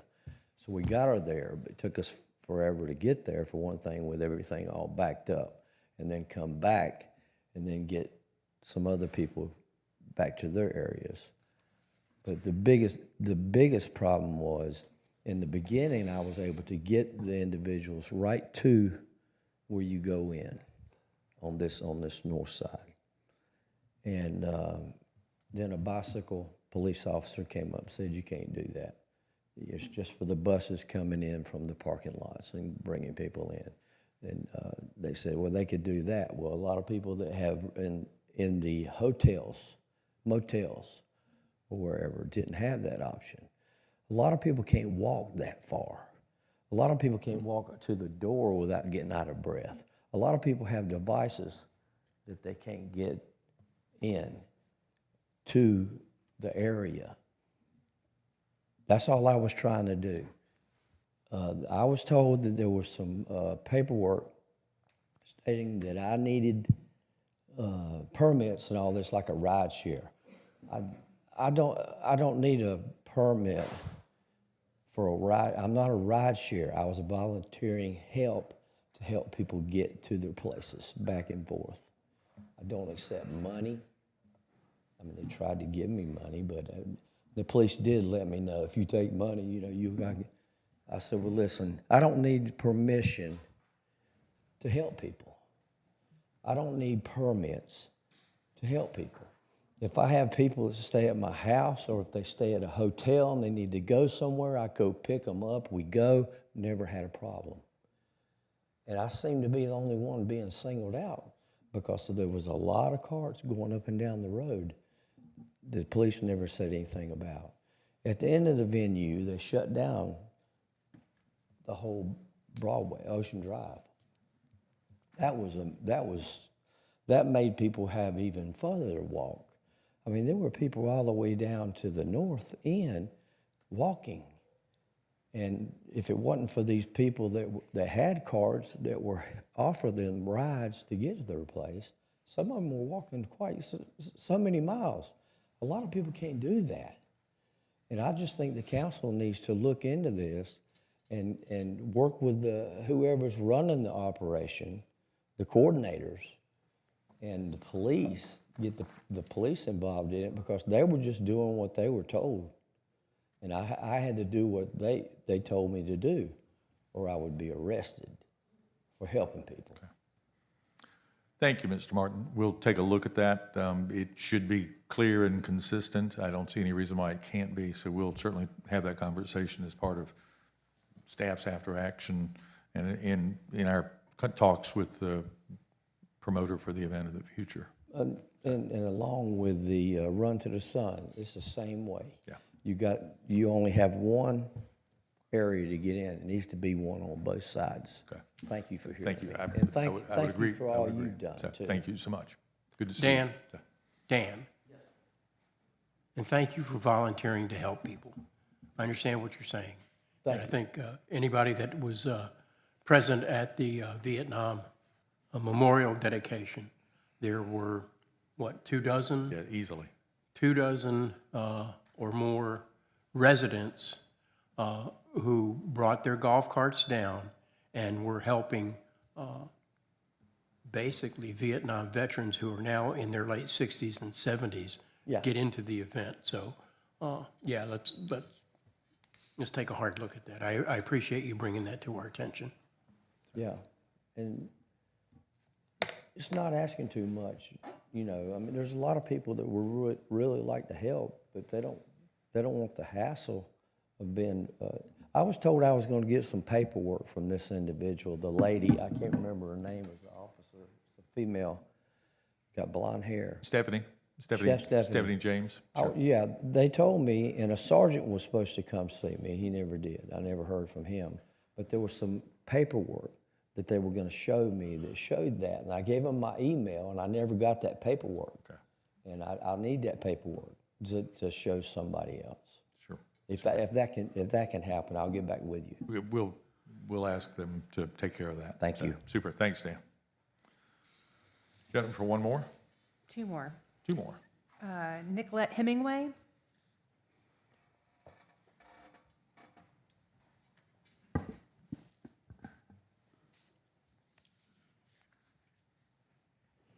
Good morning, Honorable Mayor and esteemed City Council members. I'm Nicolette Hemingway. I am a resident and a homeowner in Myrtle Beach. I'm not here to argue against health care. I have a master's in public health, and I have worked my whole career serving underserved members, whether at the city, county, state, or the federal government levels. I know how important access to needed and affordable health care is. I'm asking the city not to concentrate another social service use in a residential neighborhood without a traffic, safety, law enforcement, sanitation, and property impact review. Myrtle Beach already has a public health clinic right here on 21st Avenue.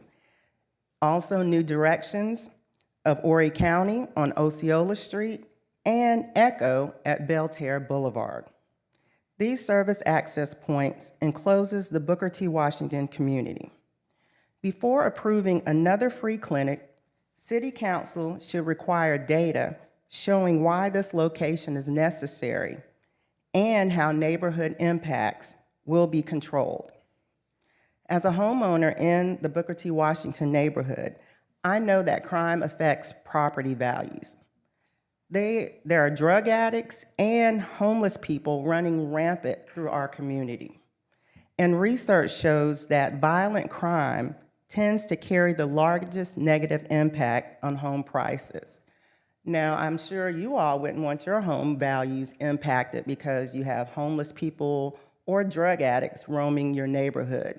Well, that's the neighborhood I live in, and police is not doing enough enforcement.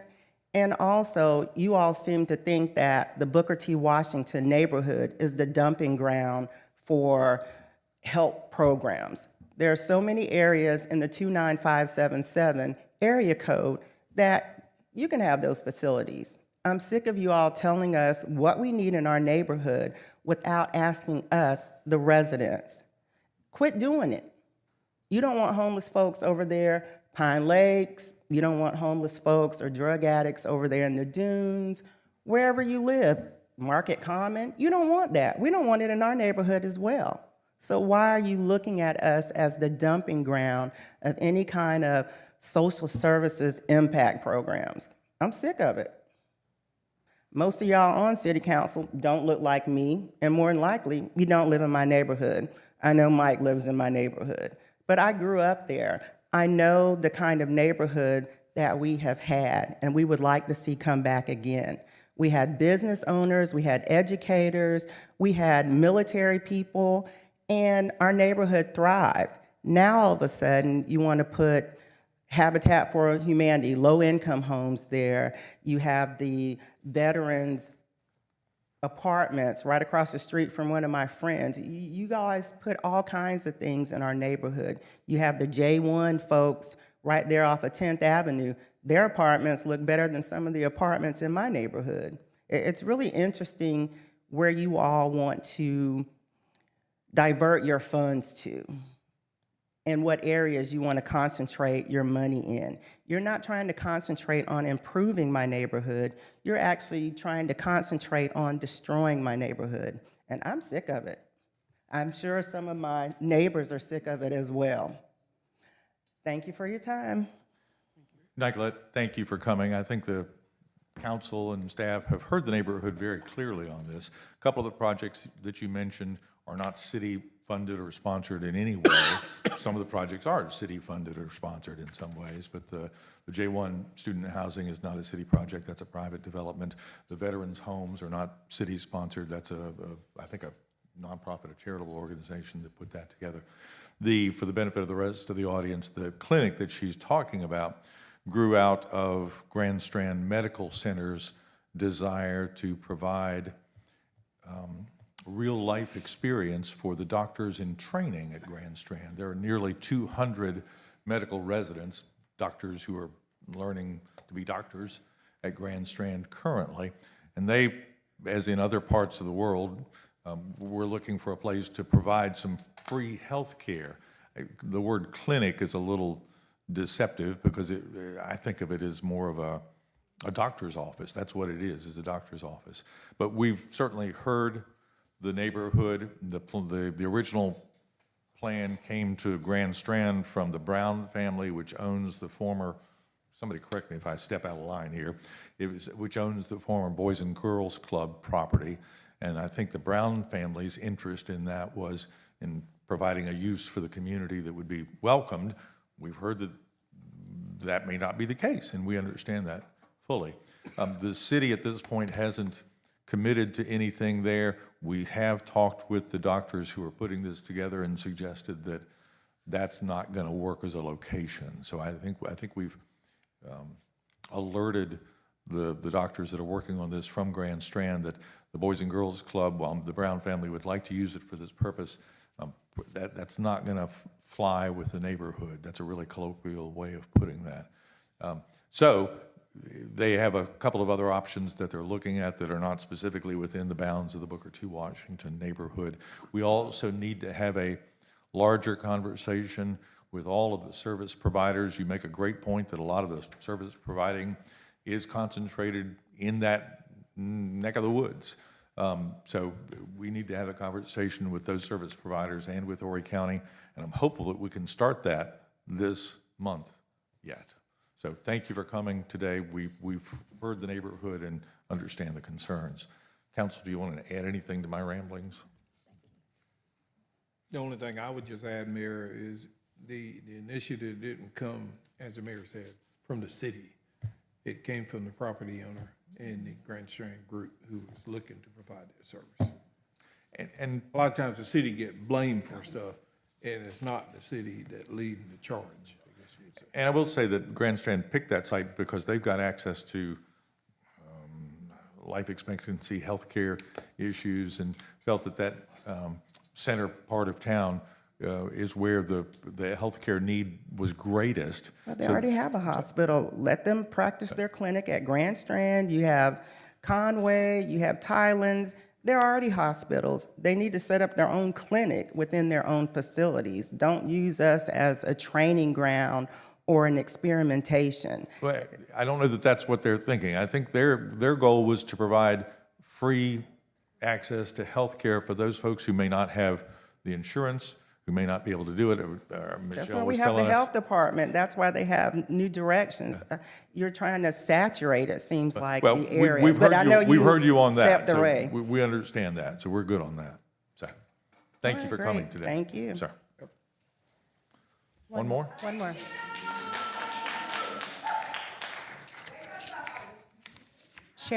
Sherry McCoy. Well, can we understand, we've heard, I've been to one of the meetings with the neighborhood. I know there was another meeting with the neighborhood that you probably went to, Mike, that I didn't get to. But Mike was at one of the meetings with me, so we're clear, and I've spoken directly with the doctors and said, So it's going to be out. at the end of the day, that's not going to I don't know what, in the neighborhood at all. I don't know what the Brown families, where the Brown family is on that. They would like for the property to have a good use. I would suggest that the neighborhood reach out to the Brown family and offer suggestions for what you would like to see on that former Boys and Girls Club site. Okay, well, my name is Sherry McCoy, and I do live in the community, Yes. and I live behind the community kitchen. And in my neighborhood, there is a high traffic of homeless people. And my concern was it was going to be a higher impact going forward in the neighborhood, in the Booker T. Washington area with the facility going there. We had petition for us that I would like to give Sure, to you, absolutely. Mayor, and the council as well.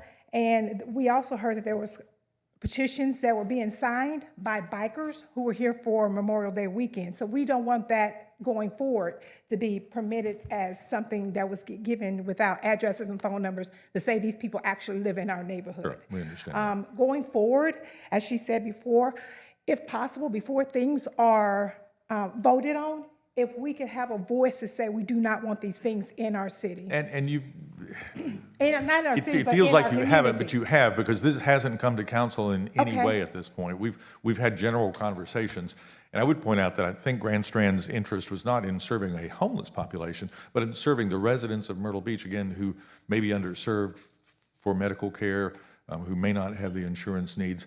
Michelle told us that a visit to the ER, knockwood, I haven't had to visit the ER lately, was like $2,000, which is a lot of money. So this would be literally, I think of it as a dock in the box for residents, not necessarily a homeless provision. So I'm not against it at all, but the community itself that would receive it is going to have other people Yes. outside. And again, I know the city, the council does not have anything to do with it, but we wanted to put our voice in here to say, we don't want it. And this is part of the city to come to the city council to say, we don't want it. And so I just want to leave this with you and let you know that we don't want it. thank you. I think You're we got that welcome. message. Okay. All right, we probably still have time. Does anybody else have a burning desire to speak, please? That's fine. If you'll please state your name and address, please. I don't know that you needed the address. We took that off, didn't we? I'm a resident. Okay. So pretty much my name is Jim Henry. I'm in Ramsey Acres. We're an older neighborhood. We've had a recent series of crimes, one that was an assault that turned homicide. The address of that house has been a problem house for years.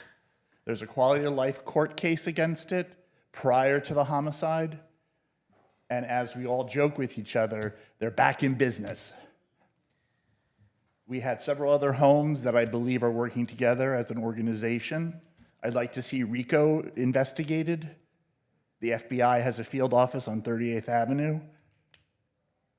We've had multiple assaults, there's been fights, multiple drug raids. We've been in the news, I don't know how many times. We're a single-family residential area. We have one of our star members, now I'm rambling, but we have had one of our star members who was arrested for drug trafficking back in September. He also owned the house that was the hoarded house that was condemned by the city to your actions. And he's still out on bond. This is beyond the scope of this council, but it just goes to show how flawed and broken the system is. The solicitor won't get back to me, won't address questions. How can somebody be arrested 3 or 4 times in 6 months and continue to bond out? He brings all his drug addict friends. They all crash among 3 to 4 houses. I mean, I can outline them all, allegedly. But, you know, we have another problem is we have a family, I would say, owning multiple properties, and they run it like a junkyard. They run it as a commercial business. They have a lot of rental properties, and they're basically slumlords. The stories I hear from some of the prior renters, I would suggest that the city do an inspection of those rental properties. There's a long list of court cases against him for failure to comply. and I just don't know what's going on. Thank you, Jim. Josh, Mr. Berger?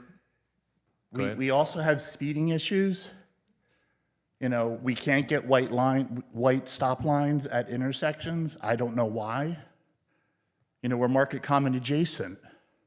Does that mean anything? The other two women that just spoke, they're beyond frustrated. So are we. I'm tired of looking on my computer screen and seeing another downtown project, another market common rumble strips, lowering the speed limit on Farrell Parkway, doing a traffic study that I believe you canceled to save money. It's like every goddamn thing is done in 2 areas of the city, or 3. We don't need that language, Mr. Mayor. I'm sorry. Freedom I of speech. understand. Freedom of speech, sir. I'm sorry. You live in my neighborhood. I sure do. And some of the stuff you're talking about, and I've heard from you. It's been more than 3 years. And some of it has been taken care of, and some of it, when you talk about doing inspections inside of people's houses, we can't do that. These are rental properties. You still can't. I'm alleging, well, let me speak. It's my time. That's right, sir, it is. 3 years. But speak to correct. Okay, well, reset my clock. But I mean, I don't know if there's business licenses. People are coming and going at all hours. You know, I sent out a thing. Some of these properties that I'm alleging have multiple beat up garbage cans. I don't know if they're paying the additional fees. The properties are overflowing with trash. And I sent an email out this morning to the distribution group with my suggestions. Okay, well, great. I also spoke with the council member for the 2nd District for Horry County to attempt to have the county help beautify Myrtle Beach. One big area is we don't have good bus stops. You know, they're gonna upgrade the buses, great, but these people are standing in 90-degree weather, 80% humidity, right by Walmart and Home Depot. It's a home improvement store. They're sitting on cinder blocks. Not everything is for the tourist. You know, residents can also be tourists. Thank you. I hear you. Some of this is not in my 3-year scope, but are you familiar with this? Okay. If you have a chance, give him your contact information and let us get in touch with you for more details. Yeah, okay. Okay. And Super. if you guys can always come to Market Common, Ramsey Acres, and meet with some of the people. People want to sell their house, and one of my neighbors was like, you know, how am I going to, there's a dead guy, 50 feet from my house. And we had this discussion a year and a half ago, 2 years ago. My neighbor was selling her father's house, and she stood up and said that she had realtors come bring people in the car to look at the house, and once she saw the neighborhood, they didn't even want to come out of the car. Okay. Let us work on it, and I promise that we will. Yeah. Okay? Thank you. Thank you. We're probably pushing our 30-minute limit. Anybody else? Sure.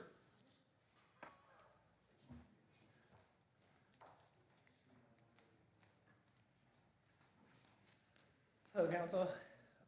My name is Christopher Walters, and I own a home at 207 Chester Street here in Myrtle Beach. I also own and operate a small bike shop here in town. I just wanted to get up here and just say a couple things. One thing to what Alex was saying, actually, is there is an ordinance in place for bikes on the boardwalk, and that is that from May 1st to Labor Day, that they are not allowed to ride on the boardwalk after 10 a.m. But during event weekends, where they block off that portion of the boulevard, they do allow bikes to route on the boardwalk while that road is closed. Whew. Sorry, it's a little nerve-wracking being up here with you guys. Another couple things I just wanted to say was that one thing I wanted to bring to council's attention, I'm not sure if you guys know, but bike theft has run rampant in the city right now. Not only are locals affected by it, but tourists are affected by it too. And the e-bike theft is up for sure. I've been talking and working with the police department because sometimes we do have bikes stolen. but I just wanted to bring that to y'all's attention as well. And another thing, I'm actually here to listen to one of the new ordinance readings for the rides for hire vehicles, specifically pedal powered. But this weekend, while CCMF was in town, there was a lot of stuff happening with, golf carts. I understand the golf carts, ferrying people around and stuff like that. It's tough to do some stuff during the day, but at night there was a ton of golf carts out operating after dark, running people up and down, basically ride for hire vehicle. I just kind of was hanging out around the city, enjoying the festivities and just watching as things happen, over the past couple of days. And I just wanted to bring that to y'all's attention as well. It seems like some weeks, some stuff is a little allowed to happen or, turned a blind eye to, where others is more strictly enforced. I just like to see Consistent enforcement. Consist- So would I. Yes, consistent enforcement, because, I just watched, the big, 8-person golf carts, 4-person golf carts, ferrying people up and down the road, people catcalling at people for rides, you know what I mean? If these people are going to come into town from other municipalities and other cities, and trailer in their golf carts and do this and do that, they should go about it in the proper terms instead of just coming here for a cash grab, because, this stuff can get dangerous. They're operating out there without proper insurance, without the knowledge of the local traffic patterns and, how to get around town. So they could, cause accidents or, injuries to people and stuff like that. And you raise a good question. I was out in the evenings. I don't know that I saw golf carts after dark, but doesn't mean I was looking for golf carts after dark either. So. Right. And I understand that, the police and there are some people who are allowed to operate the golf carts after dark. But when you just have, any random person who has access to a golf cart trying to get out there to make a quick buck, it could get dangerous. So. Super. Thank you, Christopher. Thank you, Appreciate guys. it. All right. I know we've reached our 30-minute limit at this stage. So let us move on, if you will. We have one item on the consent agenda, please, Mr. Manager. Yes, sir. Good morning. There is one item on the consent agenda for your consideration. That's motion 2026-66, authorizing the city to accept a donation in the amount of $4,671 from Atlas Obsquire Incorporated through the Myrtle Beach Area Chamber podcast, which highlighted the history of Charlie's Place. The money will be used for technology upgrades at the historic Myrtle Beach Colored School, Education Center, and Charlie's Place. That's probably Atlas Obscura would be my guess. So. All right. Is there a motion to approve the consent agenda as presented? So motion approved. Whoa, Mike and Mike. Mike. Mike and Mike sounds good to me. Any comments from the city council? Any comments from the public?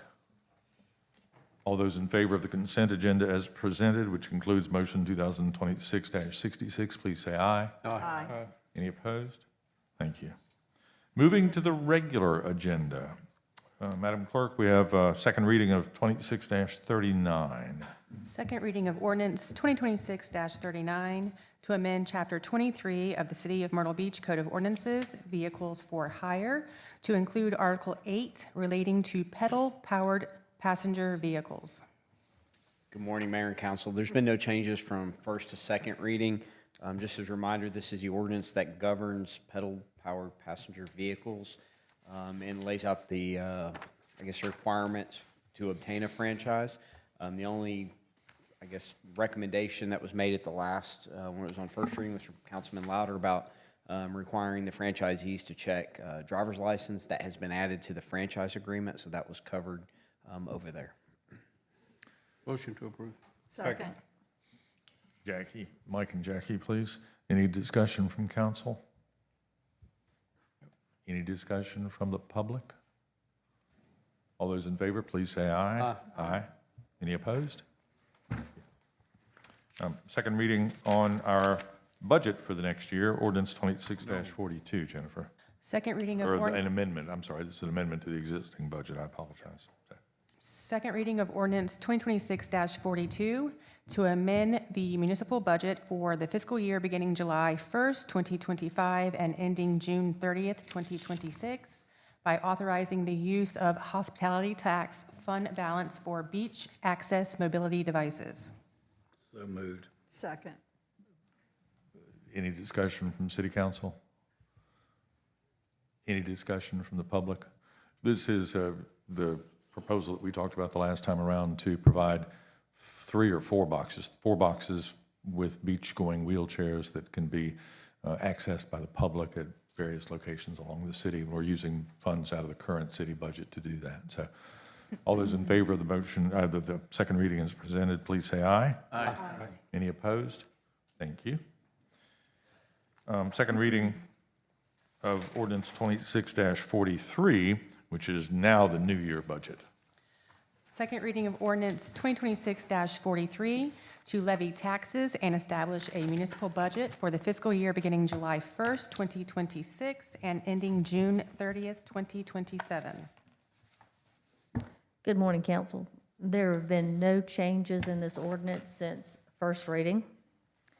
In recap, the total budget proposed for 26-27 is $384 million.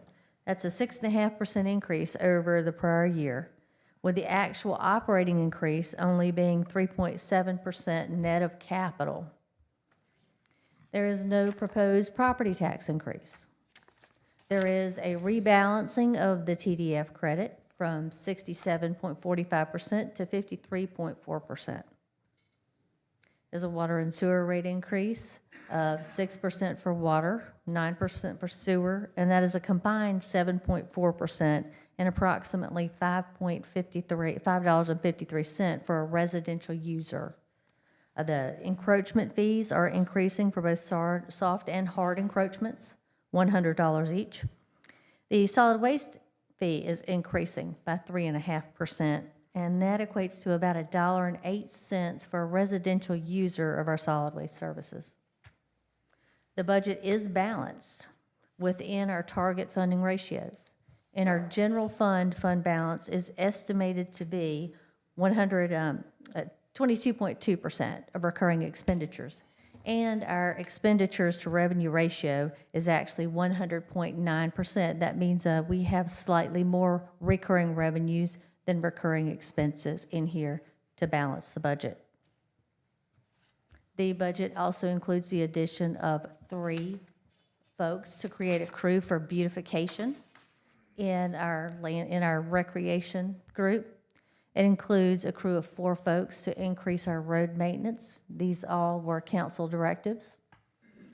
In addition to that, I'd just like to comment and say, our CDBG funds in the past, which have been used recently to do some road improvements in the CDBG eligible neighborhoods, will actually be used this year for the housing rehab program. So we hope to be able to address some of the needs in the neighborhoods directly with those funds.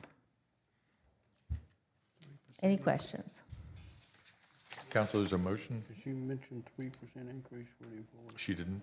Yes, that is accurate. There is a 3% increase for the employees this year in the budget. And we do have some insurance increases. The health insurance with us, like everywhere else, is going up.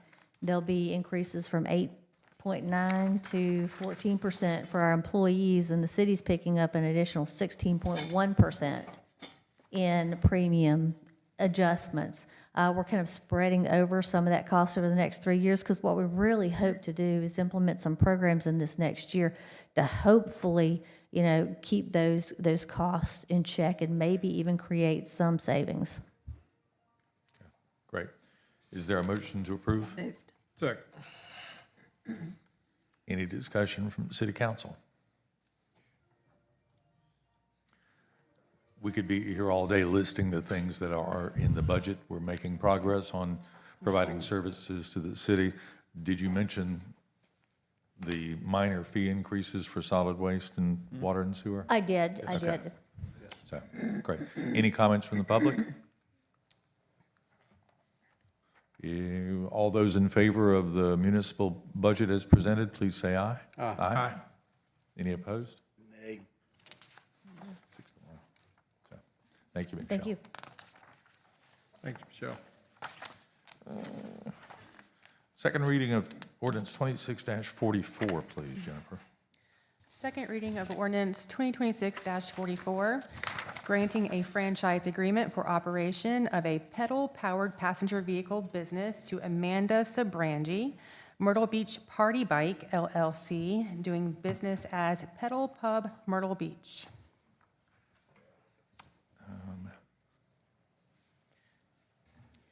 Good morning. We did make two changes since first reading. I'll review with you very quickly. These were things that we discussed, anticipated being changed. Since first reading, the applicant has submitted a few additional proposed routes, and they've been included as an exhibit to the franchise agreement. Just in broad terms, they're downtown A&I district, up Broadway towards Swig and Swine. The other addition we made, we talked at first reading about the need to find a parking, loading, unloading area. The applicant had requested to use inside Nance Plaza. We went back to the drawing board, discussed that, and with the construction going on, as the applicant rightfully pointed out last time, in the A&I district, we wrote into the franchise agreement some flexibility for the city manager on an as-needed basis to adjust where they park, load, and unload. I believe we're still working on a spot. There was some consideration given to maybe a parking spot on 9th temporarily, maybe eventually in the paver parking lot. There are, if memory serves, 2 designated bus parking spots on 9th Avenue North, just east of Okay. Kings Highway. Yes. And then there are 4 or 5 designated bus parking spots on the little segment of 10th Avenue North that is just north of the Pavilion parking garage. I know those don't get used very often. They do on occasion, but either of those locations would seem perfect for this purpose. Sure, and this, the way we've written the franchise agreement, it just gives the manager the ability as needed to move that spot in consultation with the franchisee as construction progresses over the next year. Right. And I can review the terms of the franchise agreement if you'd like, or we can continue on. I think we're good. We're good. Did we get a motion to approve? All right, a motion Motion to to approve. approve. Mike? Second. Jack? Any discussion from city council? Any discussion from the public? This is a 1-year franchise to see how this goes, and it's for 2 pedal pubs? That's correct. 2, yes. So, all right, excellent. So all those in favor of the ordinances presented, please say aye. Aye. Any opposed? Super. Thank you very much. Thank you. Don't lose my place here. All right, first reading, ordinance 26-45, please. First reading of ordinance 2026-45 to amend the Myrtle Beach zoning code, Article 14, Section 1407C, to include multi-purpose event and creative space as a conditional use within the light manufacturing district. Good morning. I had an applicant come in to request a multi-purpose event and creative space as a conditional use within the light manufacturing district across the city.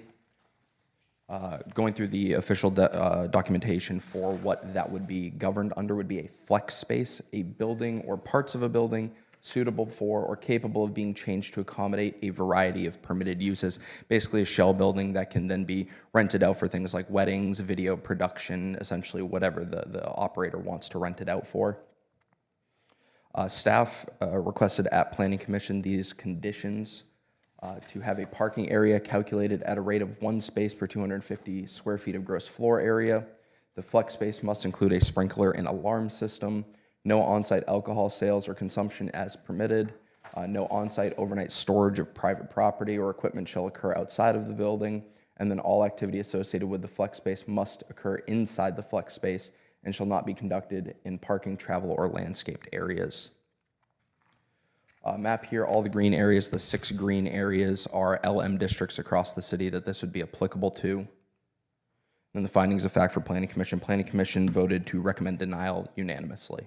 Happy to answer any questions. Motion to approve. Is there a second? Second. You go back to the previous slide.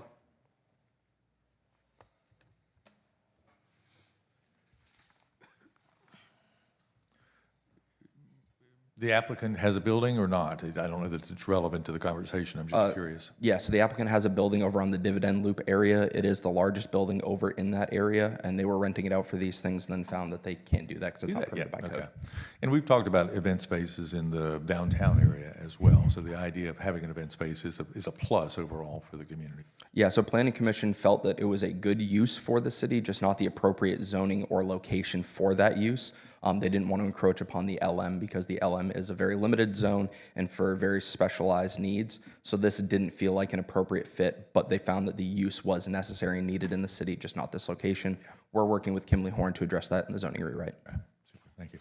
And just to confirm, anything that they do inside the facility is permitted? Essentially, yes. I mean, you know, it's a challenge because it's such a broad definition. A flex space by nature is a building that can be rented for essentially whatever use is applicable within that use. Well, there would be uses that would not be allowed. well, maybe that's the way to put it, that there are things that would not be allowed in there. By the conditions, yes, you can't serve alcohol there, so that would really limit things. But Planning Commission felt uneasy, and why they recommended denial was because they thought it opened it up to so many things that would have very little in the way of enforcement. They didn't know how to control for that. So a question about service of alcohol. So if it's an event space and someone rents it and they bring in an outside caterer with a special permit for serving alcohol just at that event, is that allowed? It would or not be in this case. No on-site consumption of alcohol. And that's due to the zoning, that's due to the conditions that are in this particular zone? Correct. Is that something that can be addressed in the future or not? It's a text change to the zoning code. Again, we've been working with Kimley Horn to see where the best fit for this would be, if council felt necessary at that point. Again, Planning Commission was really big on this and why they recommended denial for this item. They did not want to see that activity occurring in a light manufacturing or industrial area. They didn't feel that was an appropriate fit. Are there parking requirements attached to this? Yes. Was to be calculated at 1 per 250 square feet of gross floor area. Okay, question. Sure. So it sounds like to me it's a space that where pretty much anything goes almost. So if you have a space like this and a promoter comes in and wants to have whatever, and I gotta admit, I'm all for trying to help things take place in Myrtle Beach, but this is a little vague to me. And I'm not real comfortable with voting for something that, and I saw some eyebrows raised as to what could be allowed, and so I'm adamantly opposed to this particular ordinance as it reads today. Well, we also talked about it's not what's allowed, but what would not be allowed. Sure. And that might be the way to approach it. Got to come back in a different form than it is right now for me to support it. Sure. Planning Commission recommended denial. Correct. And I did the math. If there's a 10,000 square foot building, they only have to have 40 parking spaces. Correct. Staff's recommendation was also for denial of this item. So if we deny it, how soon can it come back? 6 months? A year? It's a year unless there's material or substantial changes to the request. Okay.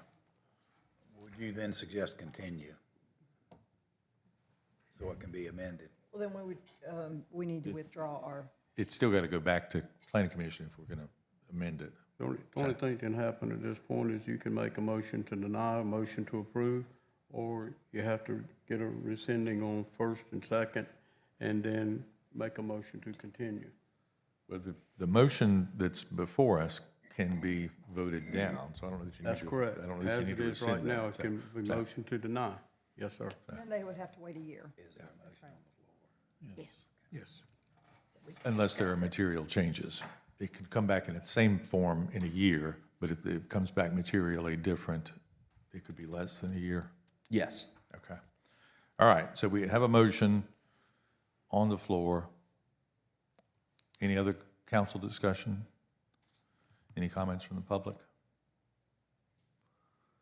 All those in favor of the motion as presented to approve this use in the light industrial zone, please say aye. All those opposed, please say nay. Nay. Nay. Thank you. Thank you.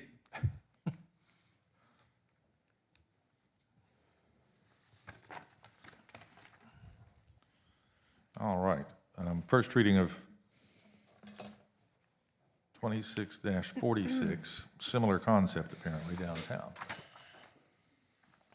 First reading of ordinance 2026-46 to amend the Myrtle Beach zoning code, section 1407, table of uses, to add video and other media productions as a permitted use in the downtown commercial C7 zoning district.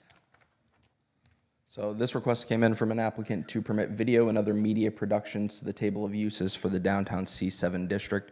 Unlike the previous one, we already have video and other media productions on our book. This would just be adding it to a new zone, which is the C7, and is only Broadway Street. It's just a single shot zone in that case. This is the property that was being presented to the old Coastal Glass building that they're looking to do this use inside of. Kind of hard to see, but it largely is a media production studio, podcasting area. There's a small kitchenette and a small event space in the front of the building, which is designed by the applicant to be used for launch events for videos and other media production things.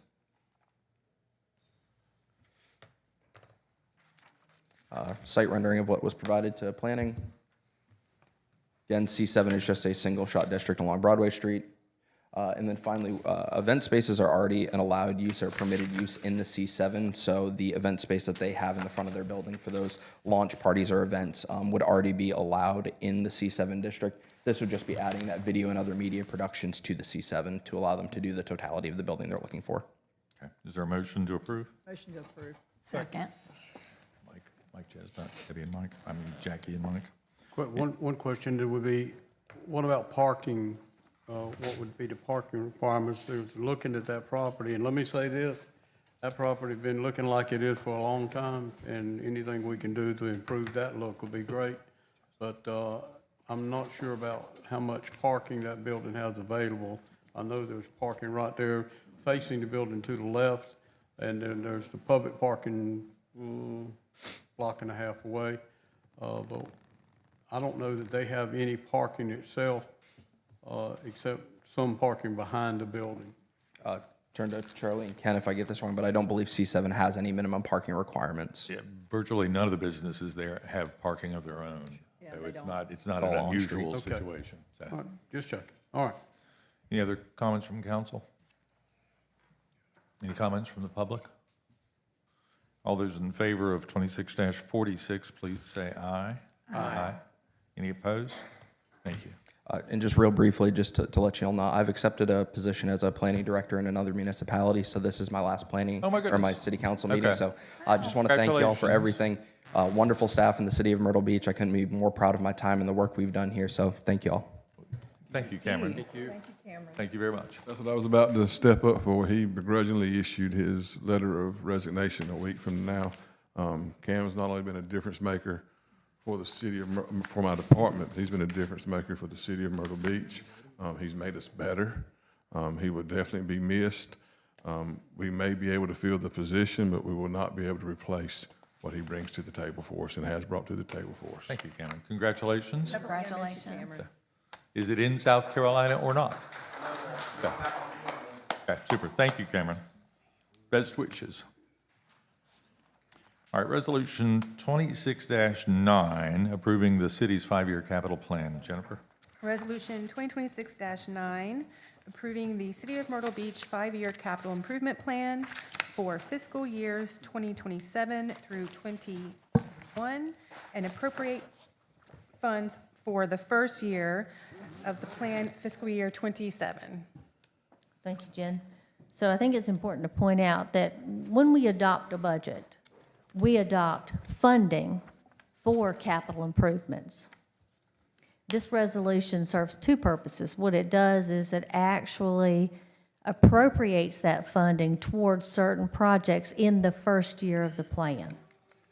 It also lays out what our plans are for the next 4 years. It shows that the city has a dedication to these projects, to maintenance and upkeep of the city going forward. It's a demonstration that this is a thoughtful approach to planning, and it is very important when we are looked at by credit rating agencies and other things like that. So it's very important. But again, this is for the first year of the plan.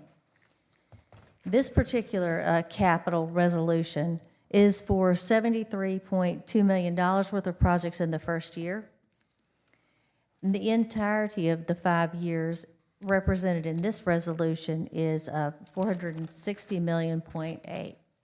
This doesn't represent all of the capital projects we've talked about so far, but what it is done is broken out, this and the next resolution, to allow for one of our members that must recuse themselves to be able to vote on the rest of the projects. Thank you. And the years 2 through 5 fluctuate mightily as we move through the future. So what's in years 2 through 5 changes frequently. Correct. There are priority shifts. Yes. There are cost increases that we have seen rampant over the last few years. So yes, it is a plan, and like any plan, when we actually get to the year of appropriating, it may look slightly different. And in this capital project, I won't go through the whole list. There is a stage for Charlie's Place and all that fun stuff. That's correct. There are many public safety improvements. Transportation, we actually increased our transportation budgets. I'm glad you brought this up. Kind of following along the line, those priorities of council, the initiative to increase our roadway maintenance. Yes. We've got $3.2 million in this plan for resurfacing, with the idea that all of the roads, all of the city-owned roads in the city will be resurfaced over a 5-year period. We've also done something similar with pavement marking, so that over the 5-year period, we'll be able to remark the pavement on the city roads throughout the city. We've increased the multimodal money, and I think Janet is explained to me that the first year has a little additional funding so that we can finish the sidewalk along Highway 15. Yes, super. Thank you. Lots of good things. Lots of good things. Thank you very much. Any other discussion from council? Question, is the fire station in here? I'm searching for it. The new fire station proposed? Yes. Let me see it here. It is. It doesn't include the Emergency Operations Center, but the fire station is in there. That is correct. It is in the first year of the plan at $26 million. Now, that is an estimate at this point. I know that they are working on getting some hard numbers, and as soon as we get those hard numbers, we'll come back to you. And, you know, that brings up another really good point. Any of these projects that are funded with debt, just because we have the appropriation here set in this document does not mean that we're just going to go out and issue debt. That has to come back before this council, be reviewed and voted on once again before we use that funding source on any debt-funded project. Well, quickly, if the base price we listed 26 million and say it's 36 million, where do we get that extra 10, just hypothetically? Well, first off, we can revisit the plan, you know, and they're typically alternates. If there are 10 bays, then we do 8 bays. Well, then that's certainly up to the will of council on whether or not you want to use some of our other sources that are allocable for that. The hospitality fee or the hospitality tax certainly are. If there are any changes in the TDF going forward, that would be an eligible expense. Yeah, I just want to make sure, you know, we're committing to a fire station, which we need. We visited the old station. I don't want to get caught with our pants down next year with that shortage. We're also asking for grants. Great. So, you know, any avenue that we can find to supplement and to lessen our need to borrow debt, we are always searching for that.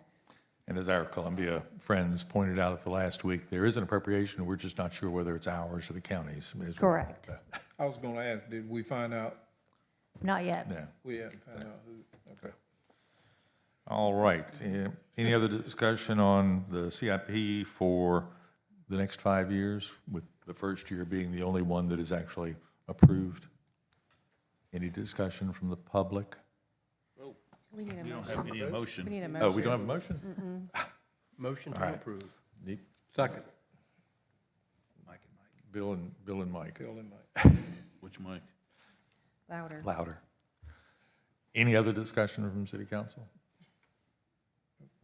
Any discussion from the public? All those in favor of resolution 26-9 for the CIP plan, please say aye. Aye. Any opposed? Thank you. The next one is what Michelle described, breaking out the YMCA funding. And I'm going to recuse myself on this just out of an abundance of precaution. I was a member of the Vision 2030 cabinet for the YMCA. I'm no longer a member of that. It was an appointed voluntary position, had no authority. But just out of precaution, I will recuse myself from this particular vote.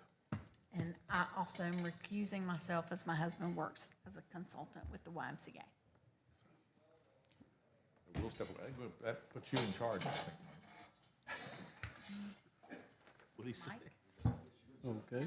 We're going to put Mike in charge. Okay.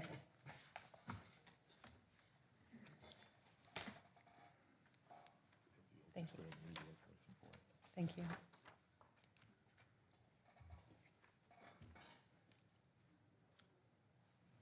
Okay, Jennifer, resolution R 2026-10. Resolution 2026-10, approving the addition of the $3 million YMCA expansion project to the City of Myrtle Beach 5-year capital improvement plan, appropriate $1.5 million in funding for the first year of the plan, fiscal year 27, and include $1.5 million in the second year of the plan. Yep, just exactly what Jennifer said. And much like the other ordinance, the first year is the only appropriation. This is in total, a $3 million contribution for the expansion of the YMCA, with the first tranche of that allocation coming in the first year at $1.5 million. Do I have a motion? Motion to approve. Second. We have a motion and a second. Any comments from council? Anyone from the audience?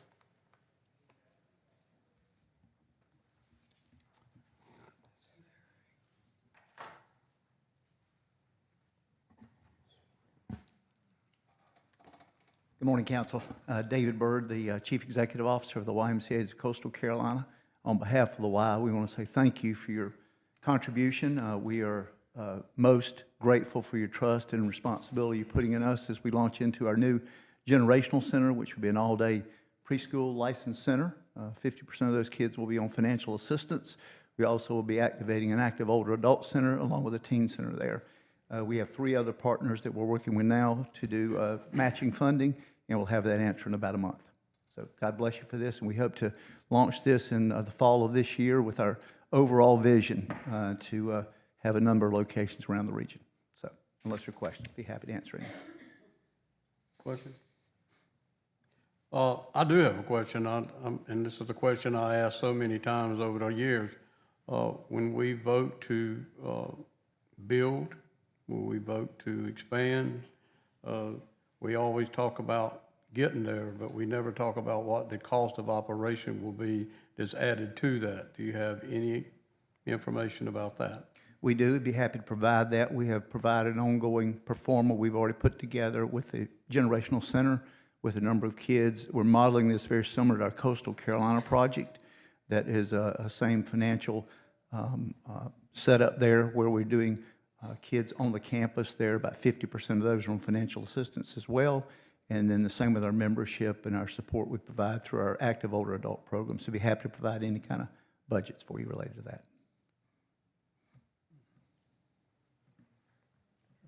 This particular resolution, the particular request, we're talking about expansion, building, that type of thing. You're not asking for any operational funds at this point in time, is that correct? We're not. It'll be self-sustaining once we have it open. It'll be self-sustaining once it's open? Yes. So you're not going to come back to us and say, hey, we need more money? That's the plan. Okay. No. had to ask. I know, good question. Anything else? Anything else from the public? Hearing none, all in favor of the motion, the resolution, signify by saying aye. Aye. Those opposed? Resolution Thank you carries. so much for your support. Good questions. Thank you.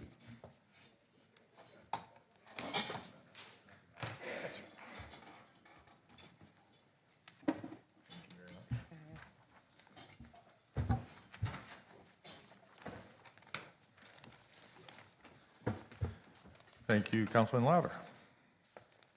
All right, where are we? This is Resolution 26-11, Madam Clerk. Resolution 2026-11, approving the Myrtle Beach Downtown Municipal Improvement District Annual Assessment Report for the fiscal year ending in June 30th, 2027, and other matters related thereto. Related to the municipal improvement district that was enacted back in 22 here of the city. Each year we have to come before council and Okay, hang on one second. Ladies, we can hear you. Thank you. each year we have to come back and have the assessment roll approved by council. The millage or the assessment is at 10 mills, as it was when the district was set. The funding will be used to cover ambassadors in the mid-district, events and marketing, special projects planning, basically activation and engagement of the business owners within the district. The total grant that would be passed on to MBDA, as I said, would be $1.4 million, and $793,000 of that is actually funded by the mid-assessment. Thank you. Is there a motion to approve?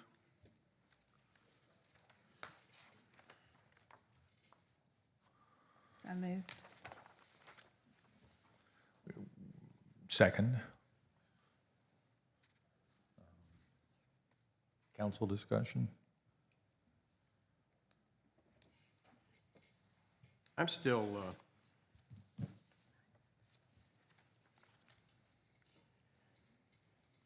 thinking that the ambassador program, in terms of its cost, has grown so much.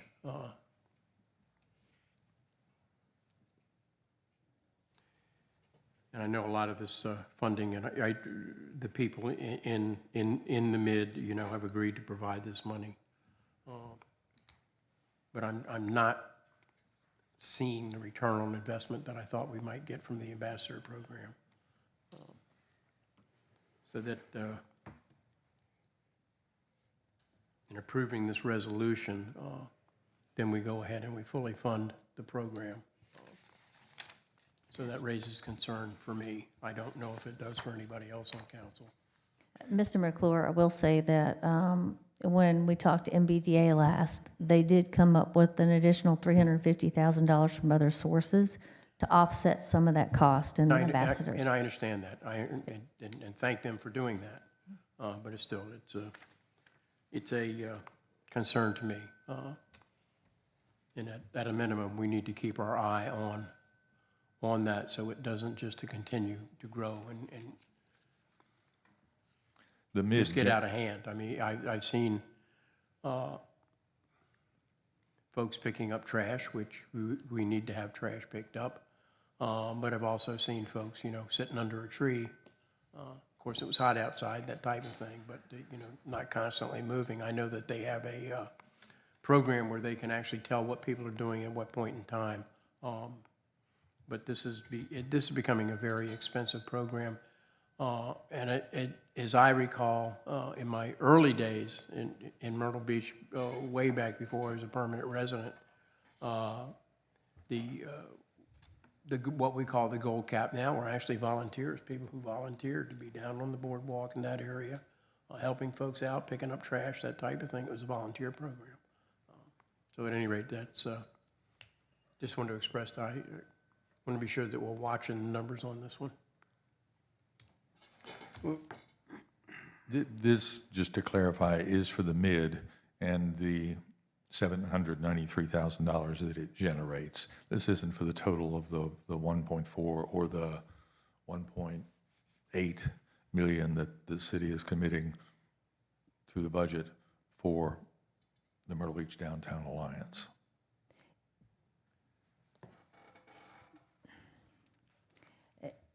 All of these documents together assume that, you know, if we pass the mid, then we have to, when we, in the assessment role that is established, you set out the budget and how you will expend it. That has been presented and includes this $1.447 million. So yes, this resolution does, if you're adopting the assessment role as it is. Okay. Failing to adopt this would effectively end the mid?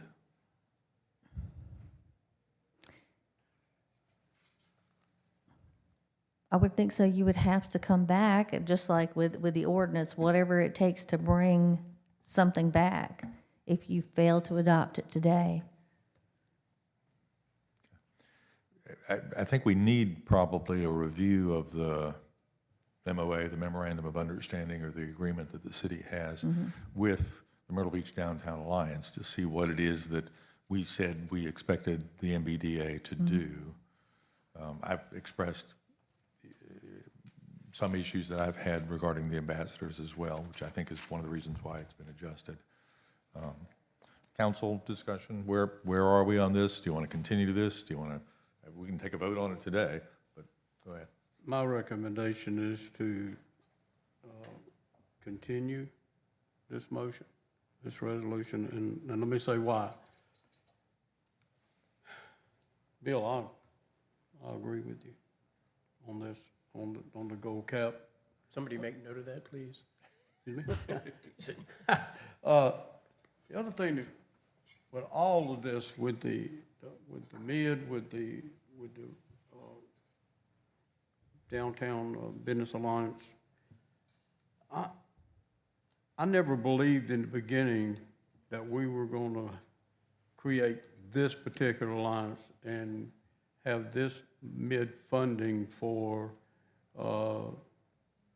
special events. All along, and I haven't been silent about this at all, that I felt that what this was going to do was we were going to have people that come on board that could broker, if you will, new business to the downtown area, new business not just to the A&I, but also in the entirety of the downtown area, period. And we've had some businesses come on board, especially along Broadway, and of course that's been done, thankfully, in my opinion, by the private sector. But I just think we just need to reevaluate all of this that this represents, and I'm just a little bit concerned about how all this is evolving, if you will, and I would just like us to continue and reevaluate what the program's really all about, if that makes any sense at all. And we certainly can do that. We can continue this and have a larger conversation at say the next workshop, which would be the 23rd, and have it on the agenda at that point, up or down. I don't know, does it have to be approved by July 1st? It does not, but it would need to be very soon after because I have to get the millages to. The county. Yes, So. yes.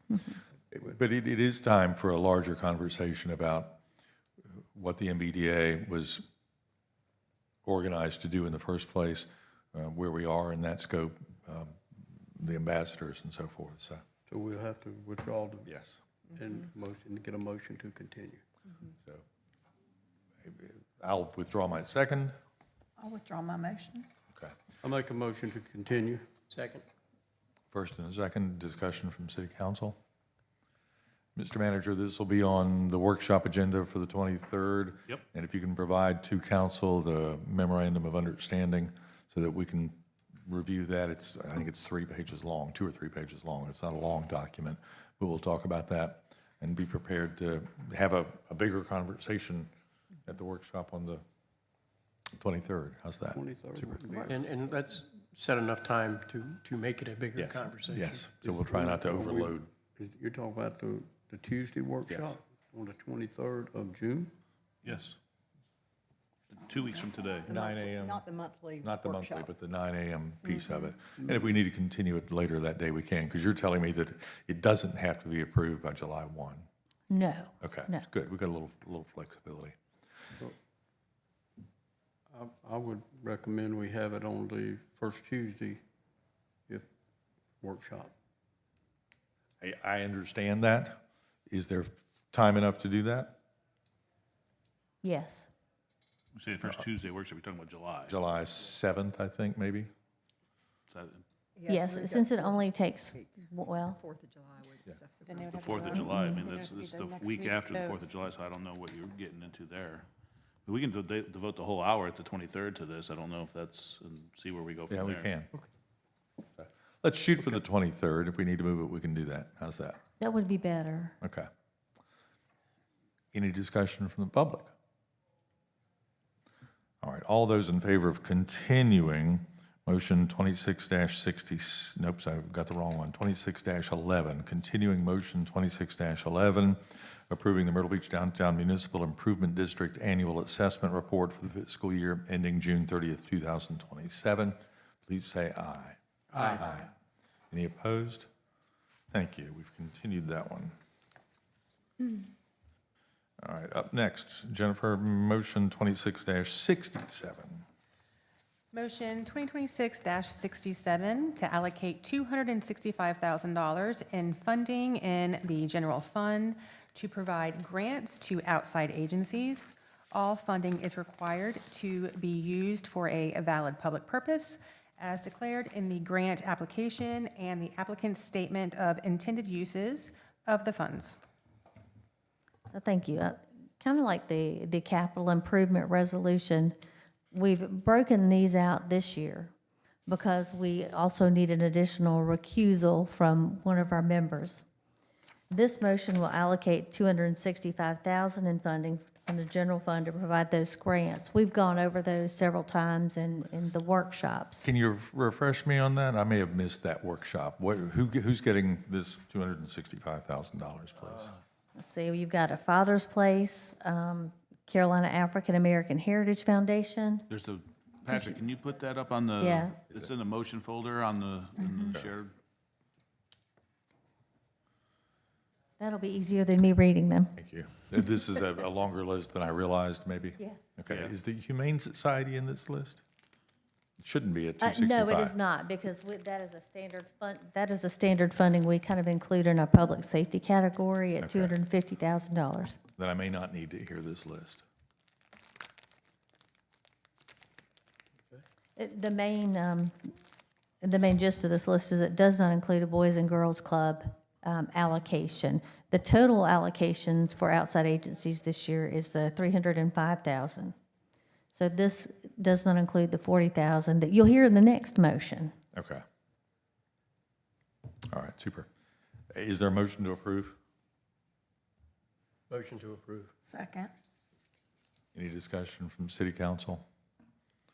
This is a fairly standard allocation to those agencies and entities that provide service that is of value to the city of Myrtle Beach. And there's a contract, I believe, attached to their receipt of this money. Is that correct? It is, and we, audit those randomly, so we do check behind. We don't typically pull these out separately, but we did this time just to make sure that everyone got to vote on the bulk of the budget. Any discussion from council? Curiously, Michelle, do we get any kind of quarterly reporting on the expenditures that these individual groups? I think it would be a good idea if we don't, I don't know about quarterly, but at least semi-annually to see see the revenue flow stream and make sure who's paying for what. Right, we do get it at least annually, but we can look at least semi-annually, or maybe just follow up the event, or if it's one particular thing we pay for, we can get it then. If it's throughout the year, we can break up that reporting requirement. Well, I would standardize it with your discussion amongst your staff, I agree with that. just so we know. Thank you. We've done the same thing with our ATAC. We require the All folks who receipts. receive money to produce where they spent the money at, so I totally agree with it. That's, Yeah, absolutely. I think we ought to do that too. We can and will. Any discussion from the public? All those in favor of motion 26-67, please say aye. Aye. Aye. Any opposed? Thank you. All right, now the broken out piece, 26-68, Jennifer. Motion 2026-68 to allocate $40,000 in funding in the general fund to provide a grant to the Boys and Girls Club of the Grand Strand. The funding will be used for a valid public purpose, providing support for students between the ages of 5 and 18 years. Mayor, again, I'm recusing myself due to my husband's affiliation with the YMCA. Thank you. Yes, some of you will recall that the YMCA stepped in and was helping running the Boys and Girls Club. And it's just like Jennifer said, this is a $40,000 outside agency grant for the boys and girls. Is there a motion to approve? Motion to approve. Second. Bill and Jackie, any discussion from council? Any discussion from the public? All those in favor, please say aye. Aye. Jack, Debbie, you can come back.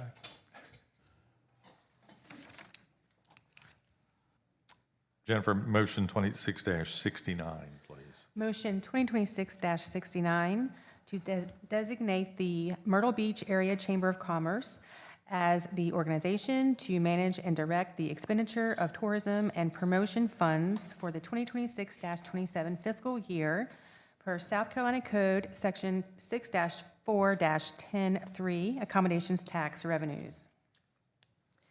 Each year, we're required to designate a qualified marketing organization to be a recipient of the state statute dictated share of accommodations tax fund. In the past, we have done that or designated the Grand Strand, the Myrtle Beach Area Chamber of Commerce. And this is what this does. Motion to approve. Is there a second? Second. Second.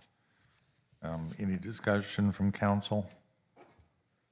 The proviso is still in place that returns some of this money back to us for public safety purposes? That is correct. The 30% that is dictated in the statute, the proviso actually allows us to cut that in half. So 15% of that actually comes back to the city for public safety. Super, thank you. Any discussion from the public? All those in favor of motion 26-69, please say aye. Aye. Aye. Any opposed? Thank you.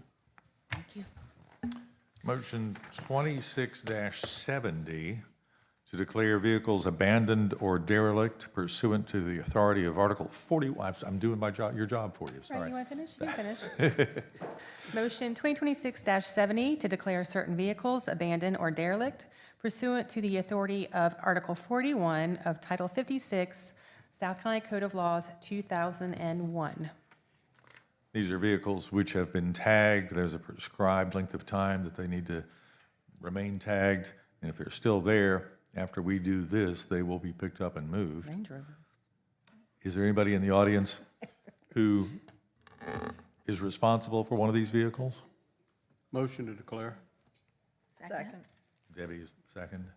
Any discussion from council?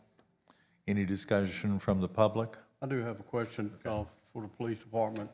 I know we've been doing this as long as I can remember being a member of council. We've had this every meeting, a motion to declare certain vehicles being abandoned or whatever. I would just like maybe at some time, I would just like to, we see all these vehicles, I would just like to see a report of how many we actually tow as a result. of this at some point in time. Not today, but just something to, just something been on my mind for a while. Okay, we get this exact list and we can tally up and we can make that happen. Sure, thank you. I think it's hundreds in the course of a year. Yeah, I'm Well, I'm sure it saying. is, but I'm just curious. Yep, we can What take care of happens that. to them once we pick them up? Ma'am, What happens once we pick them up? they go to the storage lot of the record that's on rotation, and then whether the owner comes and gets them, the record service, if the owner comes and gets them, they pay the storage fees, or the record owner will apply for a title over a certain amount of time. I don't know the specifics on that, but that's generally what happens. Yeah. Yeah. All right, thank you, Paul. Yes. So, Time yet to pick up? any discussion? Oh, you said that. Is there a vote? All those in favor of the motion as presented, please say aye. Aye. Any opposed? Thank you. We are at the end of the agenda. We have a couple of executive session items here. Let us all take a moment to say thank you to the city's staff for their work over the last several weeks, but most recently with the Carolina Country Music Festival when there were, I haven't heard a number, but 35 or 40,000 people on 13 acres downtown and around town. I will say that the businesses on the boulevard outside of the actual festival grounds seem to do reasonably well this year. I'm not sure whether there was any rhyme or reason to that, but they had some decent business where they could, I think. But again, thank you to the police, the fire, the Parks and Recreation, the Public Works, and everybody else who was involved in making that event happen and successful. And Mark, just not that weekend, but Yeah. Quiet Spring. Yes. Holiday weekends, sedate, so just good job to one and all. Quiet is good. Council, anything else? I sent an email out, I think everybody got it. I'm going to ask council that we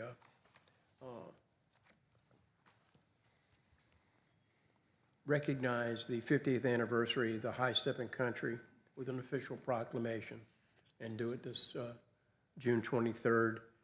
If you didn't have a chance to read the email, the short notes are they've been doing this for the last 50 years.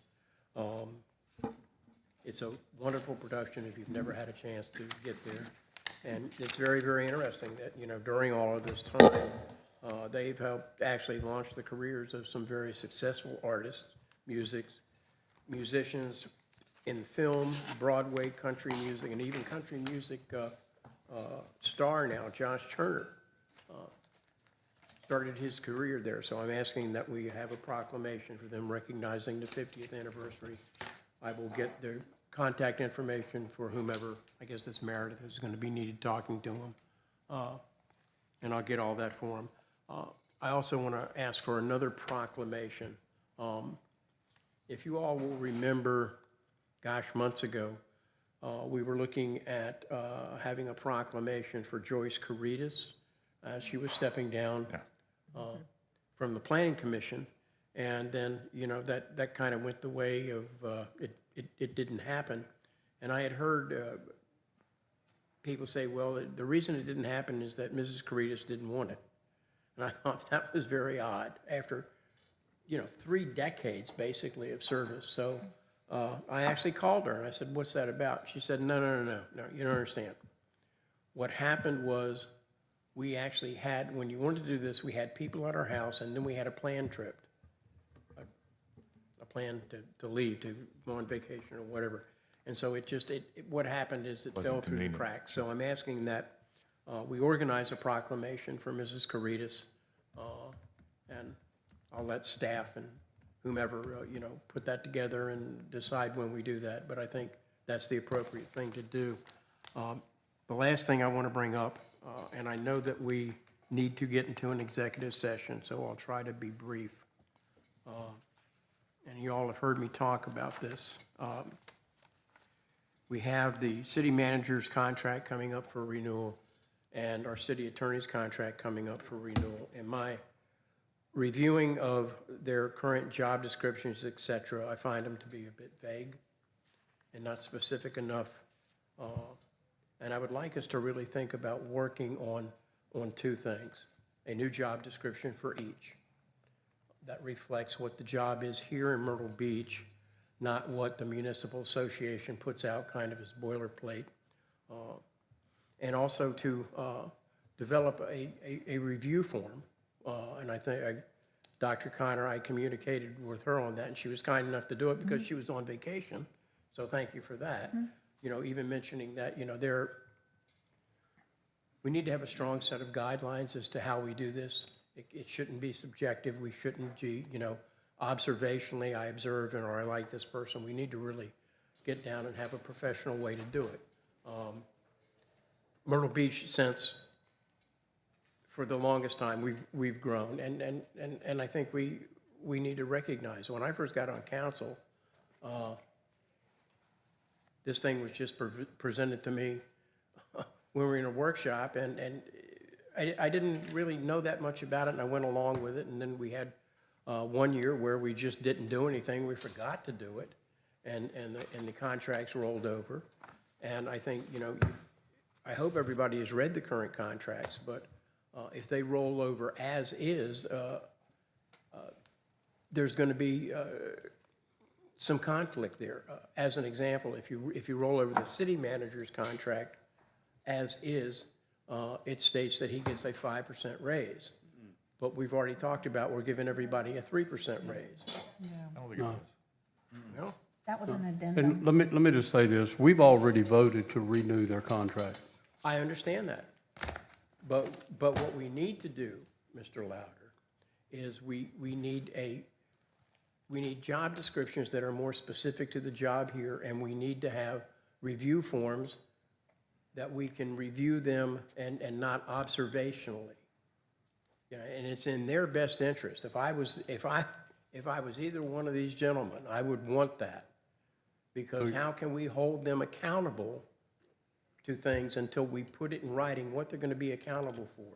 If you read the laundry list of the job descriptions, I mean, they are just really too vague, and they cover so many things. I mean, my way that I suggest to everybody, and I'll, Fox, not to pick on you, just to use the city manager as an example, there are things that we need to say to the city manager, these are our priorities for this year. And yes, he's responsible for the budget and he hires people and those types of things, absolutely. But what are those specifics that we need to work with the city manager on so that at the end of the day, he is accountable, we hold him accountable to achieving the goals that we want? I hear you and would argue that them having expectations from the board of directors, which is us, would be a good thing for them to know, is to have whatever our expectations are at the end of the day. But you're not talking about, Mr. Louder is correct, we've approved the contract as it is. So this would be an annual review for the next year and an adjustment to the contract for the next year. That's not to say you couldn't review the job description in the interim. You certainly could do that. And it would be also, yes, we've approved the contract, okay?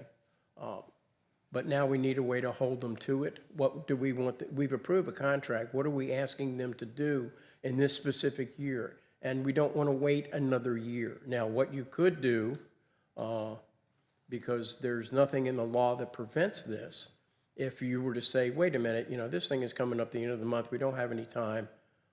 Well, we do.